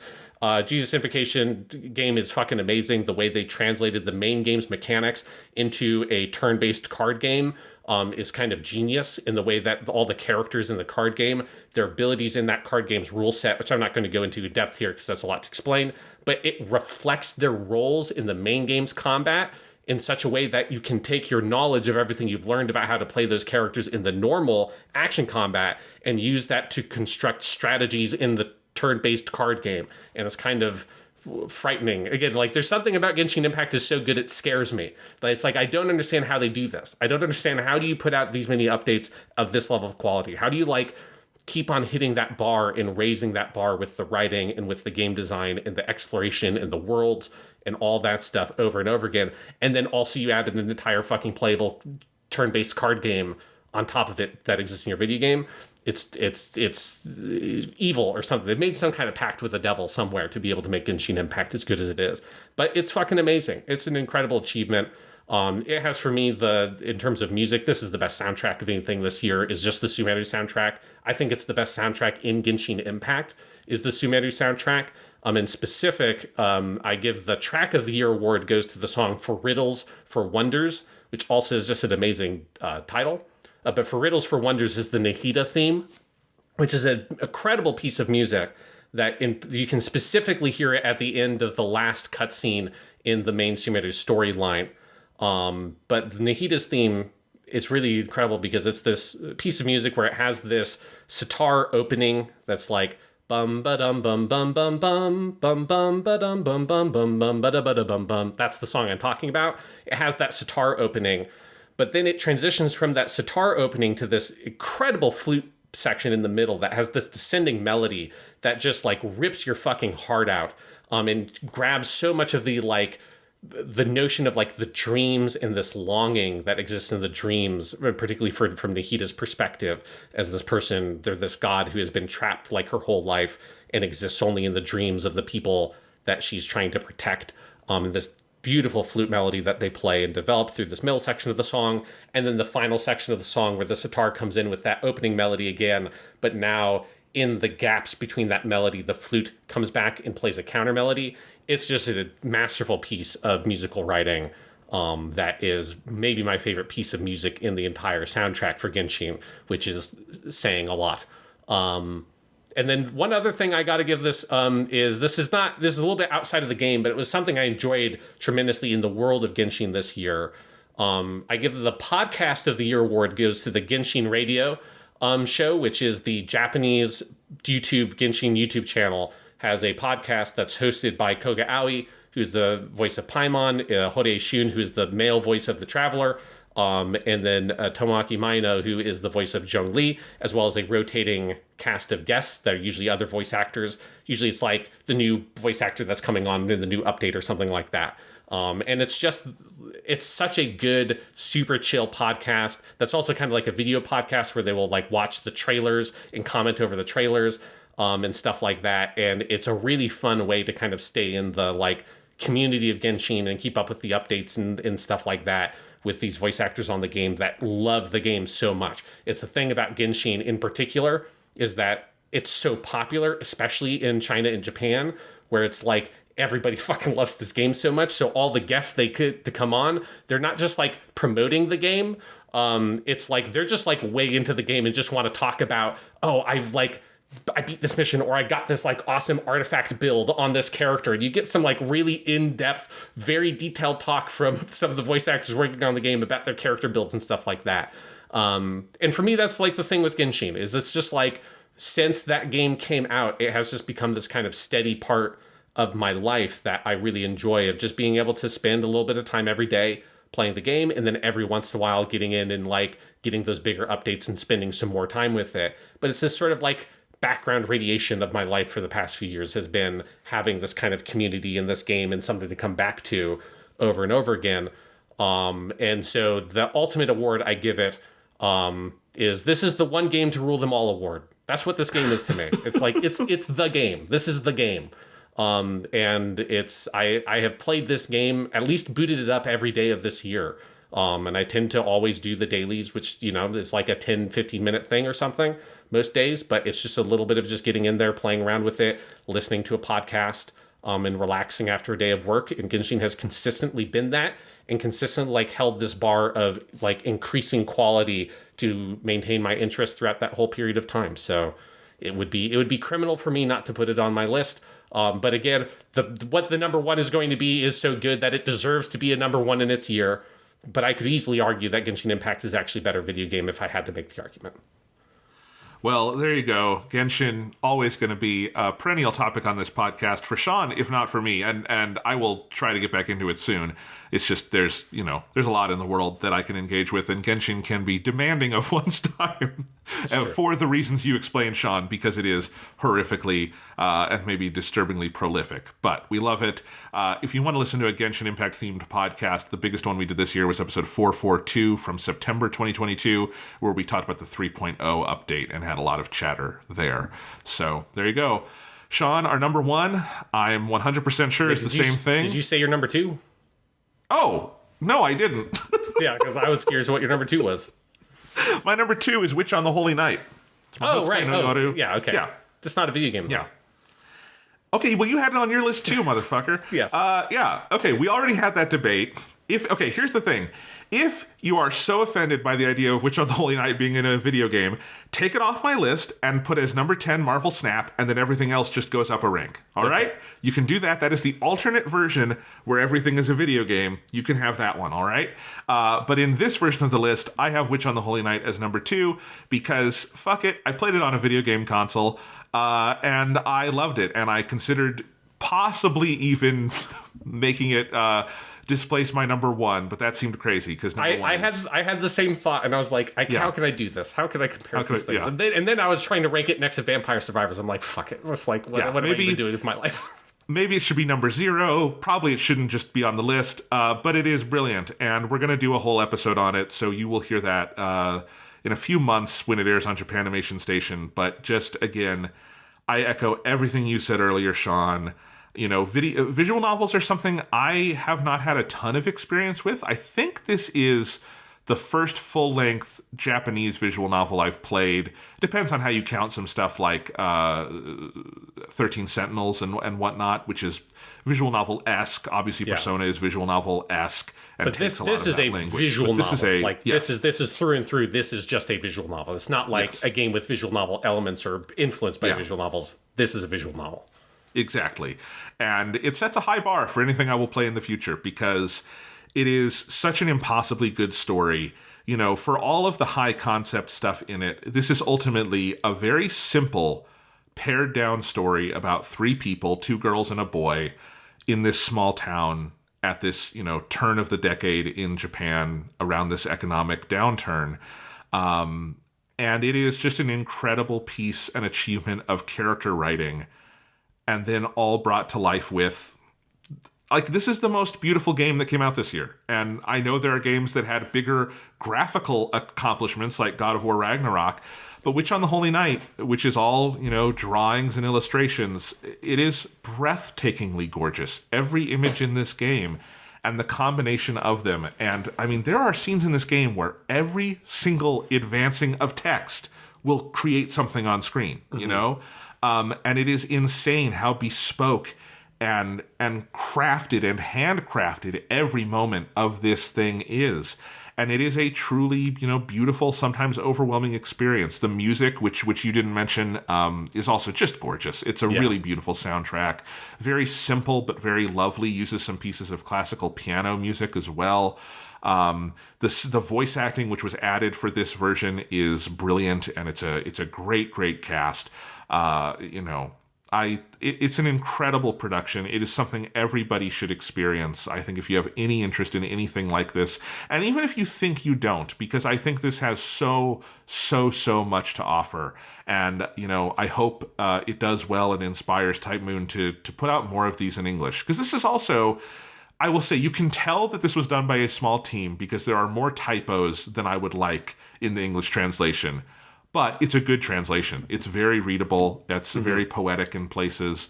And again, just to have an official one is something else. I wish they could figure out romanization of names because that's the biggest problem with this translation. Oh, you don't like it being Suzuki? Yeah, but it's also inconsistent. Like, sometimes it's Toko with O-K-O, and sometimes it's Toko, O-U-K-O. If you want to emphasize the O, it should always be O-U-K-O, but there's stuff like that where they've never style guided the whole thing. But anyway, other than that, this is so brilliant. Just to give you an example of how good the production values are of this thing, even on Nintendo Switch, this is a full 20 gigabyte download. That's how much art is in this thing. And visual novels usually would be 3 gigs max or something. They're not that big. And this is literally one of the biggest games I have on my Nintendo Switch. This is bigger than fucking Pokemon, Fire Emblem, what have you. This is bigger than Crisis Core. This is a big ass game. Assuming that the art on the Switch, I would assume, would be 1080p, that would still be higher resolution than the original PC release of that game. Yes. So, yeah. I assume this is identical to the PS4 version. I don't think there's probably any major differences between this and the PS4 code, because it's gorgeous. And I will say on Switch, I just love it. It's like, curling up with a good book and having it handheld just is so cool. It's the perfect platform for visual novels, and I hope we get many more, because this is something special. Yeah, actually, one thing I want to say on that note, I forgot to mention, is that, so I played it on PS4 because I don't have a Switch. And I've always been skittish about the idea of playing a visual novel on a console, even though I know it's very common in Japan. It's just, I've always played it on a laptop. That's always been my visual novel machine of choice. And because it's got that kind of handheld kind of quality and you can move it around and play it in bed and stuff like that. And so it never made sense to me playing it on a console and on TV. I actually have to say it was very comfortable playing it that way. And I really like it kind of opened that up as it feels a bit different, but it works really well. And you have this nice, big presentation, particularly when the art is so high resolution and so gorgeous, having it on your big screen TV. And then the font is so big, it's actually very comfortable to read. So if there's anybody like me who doesn't have a Switch but is interested in this game, and is like me, has never played a visual novel on console and finds the idea kind of weird, it actually works really well, which of course it does. Again, like there are lots of visual novels that exist that have only been released on consoles in Japan. So of course it's like a format that works well. It's actually the way the format started was in some Super Famicom games like the Witch of the Night of the Weasel and stuff like that. That were the original visual novels were all console games. So it's like, of course it would work, but I had never actually played it that visual novel that way. And it's a really cool way to play it, particularly for something like this that looks so good. Obviously, there's advantages of the Switch version as well. So, like, either one, I think. And on Switch, you can put it on your TV, and I did that. So you get both. But yes, if you only have a PS4, don't let that stop you. It's so gorgeous, you're not going to regret it. Yeah, and if you've never played a visual novel, I said this before, but I think it maybe was on one of the Japanimation Station podcasts. Like, this is a good visual novel to start with, I think. Because it's a kinetic novel, so you don't have, like, the choices. You don't have to, like, worry about, do I want to go look up like what the right choices are to get on the route I want, or do I want to play it naturally and stuff like that? It's shorter, so the pacing of it is a little bit faster. It's still slow, like it's still a visual novel, so it's got a very deliberate pace to it. But it's, like Tsukihime, the game I'm playing right now, is like 2.5. Witch on the Holy Nights, right? Like visual novels are typically very long. Witch on the Holy Night only having the one route means that it's like a very kind of straightforward visual novel to play. And then the productions and all that, like that's such high level that I think if you've never gotten into a visual novel before, that stuff will, I think, help like kind of ease you into the rhythms of a visual novel and stuff like that. So if there are people who are listening to this that are curious about the game, have never played a visual novel, this would be an awesome visual novel to start. And then from here, you can maybe go play a translation of Fate's Day Night or Tsukihime, or like venture out and play Steins Gate or Danganronpa, or like any of the other like great visual novels that are out there. But this is like, I think, a really good kind of gateway visual novel, as well as just being one of the best visual novels I've ever played. Yes. And for me, it's just, this is number 2 because Kinoko Nasu and Type Moon stuff wound up being a big part of my 2022 because of Japanimation Station. I think in many ways this visual novel is the Rosetta Stone of his body of work. I think it's the thing that kind of unlocks and ties together everything else. It's kind of the seed from which everything else grew in its original draft. And it's just, it was very, very special to me. And I love it. I love it to death. It means a lot to me. And I'm so glad to have it. It's my number 2. But getting back on track, our number 1 is obviously... It's Elden Ring. It's Elden Ring. Like, it's Elden Ring. Well, it's going to be... I genuinely question your sanity if Elden Ring is not your number 1 game of the year. Yeah. It's one of the best games ever made. It's probably in my top 10 all time. Yeah. It's a stunning genre-defining masterpiece. We've done many podcasts on it. I looked back. The one where we spent the most time on it when we had both finished it is episode 425 from April. But we did a whole string where we just were playing this because it's a long, big, beautiful game. But yeah, Elden Ring is as good as video games, I think, get. Yeah. I mean, it dominated like our lives and the podcast for like 2 months or something. Yes. It's fucking incredible. I'll just run down some of my awards to maybe like recognize some of the specific stuff. This one for me is like encapsulates much of what like Elden Ring is to me. I give the holy fucking shit moment of the year award goes to going down the elevator. Where the first time you go down and realize, oh, there's an entire like sort of underground world here that runs underneath the surface map. That there's a lot of implications there in gameplay stuff, and also narrative implications that has. And I just remember that being one of those moments playing Elden Ring. And Elden Ring has a shocking number of these kinds of moments where like your whole perspective on the world completely is reoriented. And you realize, oh, there are so many things I assumed about this thing, both as a piece of fiction and like story, and then also of it as a game, that are not true. And there's like a lot more here than I thought, and I already thought that there was a hell of a lot here. And this is like, that whole game is a repeated unveiling of those kinds of moments. And that was for me, and everyone's going to run into different ones at different points. That was for me the biggest one, was early on stumbling into that one of those elevators and discovering the underground world with the ancestors and fighting the ancestral beast and all that shit. And it was just like, oh my God, what is this game? Because it is it's the evolution of Dark Souls that everyone had been waiting for, right? Like Dark Souls 3 was like really good, but too much another one of those. And then you had obviously Bloodborne and Sekiro that were going off in a different direction, and taking, Sekiro is just effectively a different genre of game. And so then Elden Ring coming in and taking those core ideas of Dark Souls and then fusing it with the genre du jour of the open world game, and showing everybody's like, this is what you think you know what an open world game is? Here's a fucking open world game, motherfucker. This is what it felt like From Software said, and they slapped this in everyone's faces, and then we just played it for months on end, because that's what Elden Ring was. It feels like, and I said this at the time, it feels like the biggest video game ever made. Yeah. And I think if you actually look at the land mass of the world, it's not. I think probably Assassin's Creed Odyssey was even bigger, if you look at some of those. But it feels like the biggest game ever made, because the world is not just big, but it is dense. It is impossibly dense. There is something to see, or something to find, or a challenge to take on every single inch of this enormous game. And there is so much depth in the mechanics, which are built off of, obviously, the past decade plus, from Demon Souls to Dark Souls to Bloodborne and all of that. And it's incredibly open, and it encourages you to, open your build and do different things and constantly find new ways to play and equip your character. The storytelling through the environment, through, contextual clues, sometimes through more traditional cutscenes, is the best it's ever been in a FromSoft game.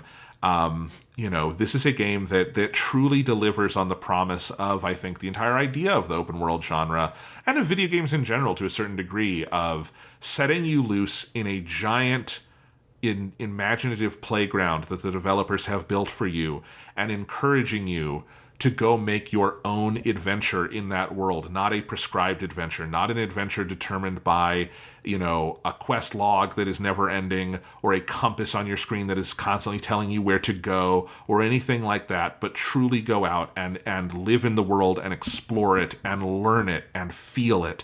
And, I think the closest a game had gotten to that for me before now was Breath of the Wild. And I think this iterates on sort of the Breath of the Wild formula by adding, more literal depth to the world in terms of caverns and underground places, obviously having a much richer combat system, really going all in on, the lore with what George R. R. Martin gave to the game, with this very, historically grounded sense of the world. This is, I think, the pinnacle of what games as an interactive experience in that sense can offer. And it is just such a cool thing to experience. Yeah, and it is worth it to emphasize how good the narrative experience of it is alongside the more traditional game design elements. Because one thing I give it also is my Undying Fealty Award, which goes to Ronnie, our queen of the night, because it is crazy to me that this game is both the most open From Software game ever. Obviously, by a crazy order of magnitude, it's the most open and big and sort of non-linear version of this kind of game they have made. And at the same time, it's got the best storytelling and kind of the most clear storytelling they've had. Other than maybe in terms of clarity, Sekiro is probably more clear, but that game's very straightforward. But this is this is a story, and you can really follow it, and you can follow the history of the family of these gods and what has happened to make the world what it is. And then you can follow the whole big long storyline with Ronnie and her whole cast of supporting characters. And it's very clear and evocative and powerful, and has really incredible emotional moments and visuals, like when you discover her body after she has destroyed one of the two fingers and all that kind of stuff. It's the thing where Elden Ring kind of feels like it's cheating, because the game does it all. It is both able to be this big, open, non-linear, super exploratory adventure game, and also embed that world with such a rich sense of history and narrative, and also having real characters that exist in that world that you can follow and who change through the story until you get to the end. Again, particularly if you're doing the Ronnie stuff, that to me is where the heart of the story lies. But it is the best version of the quest thing that these Dark Souls style games have had, which have always been fairly obtuse, but always kind of interesting. Here, it's they really, with the Ronnie thing, I think they cracked how that kind of quest can work incredibly well in one of these games. And that's a thing that I think sometimes in Elden Ring gets lost in the conversation, with so much time passed and people focus so much on the world and the combat and that stuff's great. It's also it nailed the storytelling. I think this game was nominated for Best Story at the Game Awards for 2022. There are a lot of people that kind of balked at that because it's like, why would Elden Ring be there? It's like, does it even have a story? And it's like, yeah, it does. It has a fucking great story. It's just told in a very non-conventional way because it's so much embedded in the kind of video game design. Yeah, it's super cool. You know, this is very similar to 2019 when Sekiro was both of our number ones with a bullet. Yes. There's no doubt about it. And, you know, FromSoft, I think every time they make a game at this point, number one is theirs unless they fuck something up, probably. Because this is just, they've cracked the code for how to do all of this, and I love it. Yeah, it's amazing. The last award I give it also, because this is one of the things when thinking about this game, is another memory that stands out a lot. I give it the Move Over Skyrim Award for best implementation of dragons in a video game. Because the dragons in Elden Ring, this is what a fucking dragon should be in a video game. Dragons have always been, I think, kind of a thorny thing that video games have never really cracked. Skyrim did an okay-ish job at it. But, oh my fucking god, the dragons. And like that first dragon fight where you're on like the lake, or for me, the first one I fought was on the lake and I'm with the horse and like riding past it and fucking cutting at its heels and stuff with my sword. It's just like incredible. The whole game is that kind of experience. Do you have an award for the horse? No, I did not give a specific award for the horse. All right, best horse ever in a video game is the horse in Elden Ring. It can jump. It can fly. It's the most amazing horse. It is your best friend. It can double jump. It is the horse that can double jump, yes. Which is fucking ridiculous. It's the horse that can double jump with a little cartoon ping sound effect that sounds like it's from My Little Pony. I love it. The horse in this game is maybe, honestly, the secret sauce to all of Elden Ring. Like, if you're wondering what is the special ingredient, it's that fucking horse. God, that horse is great. Yeah, we could sit here just like throwing out awards for this thing. I know. But like, I think the moment I fell fully in love with Elden Ring for me was probably riding my horse around the ankles of the giants on that cliffside you go to pretty early on, and like hacking at like running up, hearing the like, you know, the galloping of the horse, feeling like I'm in the ride of the Rohirrim or something, and then just slashing my sword at the ankles of the big giant and turning around to do it again as it swings at me and I dodge it. It was one of those things where it's like, I could never have imagined a game would do something like this, where it feels like this is something from my imagination, from my dreams, not something that I would see in a game. God, what a fucking game. And this was a good year for games. There was a lot of great stuff, and Elden Ring just, it is the undisputed king. Yeah, I mean, it is a game that, like, you don't get a lot of games like this. Like, it's only every, like, 10 years maybe you get this kind of game that just, like, it blows the whole world open for you. I think for many people, like Demon's Souls and or Dark Souls was also that. Yes. A long time ago in the 360 generation. It's like... And given what influence Dark Souls and Demon's Souls have had on gaming in the decade since, one can only imagine what games will look like in another decade with Elden Ring on the brain. Exactly. Yeah. So... Yeah. It was the easiest number one ever. It's like, it's just like, yep, here you go, Elden Ring. It's you. Yep. It's like, I knew it about 10 minutes after starting playing your game. It's like, yep, fuck it. It's like, game of the year's done. It's like, do we even need to make a list? It's like, it's just this one. Here you go. All right. Well, do you want to quickly recap our lists? Yes, let's do that. My number 10 was Call of Duty Modern Warfare 2. Here we go again. My number 10 was Sonic Frontiers. My number 9 was Power Wash Simulator. My number 9 was Call of Duty Modern Warfare 2. Here we go again. My number 8, Kirby and the Forgotten Land. My number 8, Hollow Cure. My number 7, Triangle Strategy. My number 7, Horizon Forbidden West. My number 6, Pokemon Violet. My number 6, Sifu. My number 5, Vampire Survivors. My number 5, Mahotsukai no Yoru, or Witch on the Holy Night. My number 4, Crisis Core Final Fantasy VII Reunion. My number 4, Vampire Survivors. My number 3, God of War Ragnarok. And my number 3, also God of War Ragnarok. My number 2, Mahotsukai no Yoru, Witch on the Holy Night. My number 2, Genshin Impact 2022. My number 1, Elden Ring. And my number 1 is also The Elden Ring. All right. Well, thank you all for being here for our top 10. Next week, I haven't said this to you, Sean, but I already drew up the plans for it. We're going to do our 2023 preview episode. We like to do these from time to time. And I realized it's necessary this year because 2023, is stacked. Yeah. Because all the games got delayed out of 2022. So I have a outline for that. It'll probably be a shorter episode, but we will do that for you guys next week. Until then, go play some video games. They're pretty good. I'm excited to talk about all the games that got delayed out of 2022 into 2023 that are going to be delayed out of 2023 also into 2024.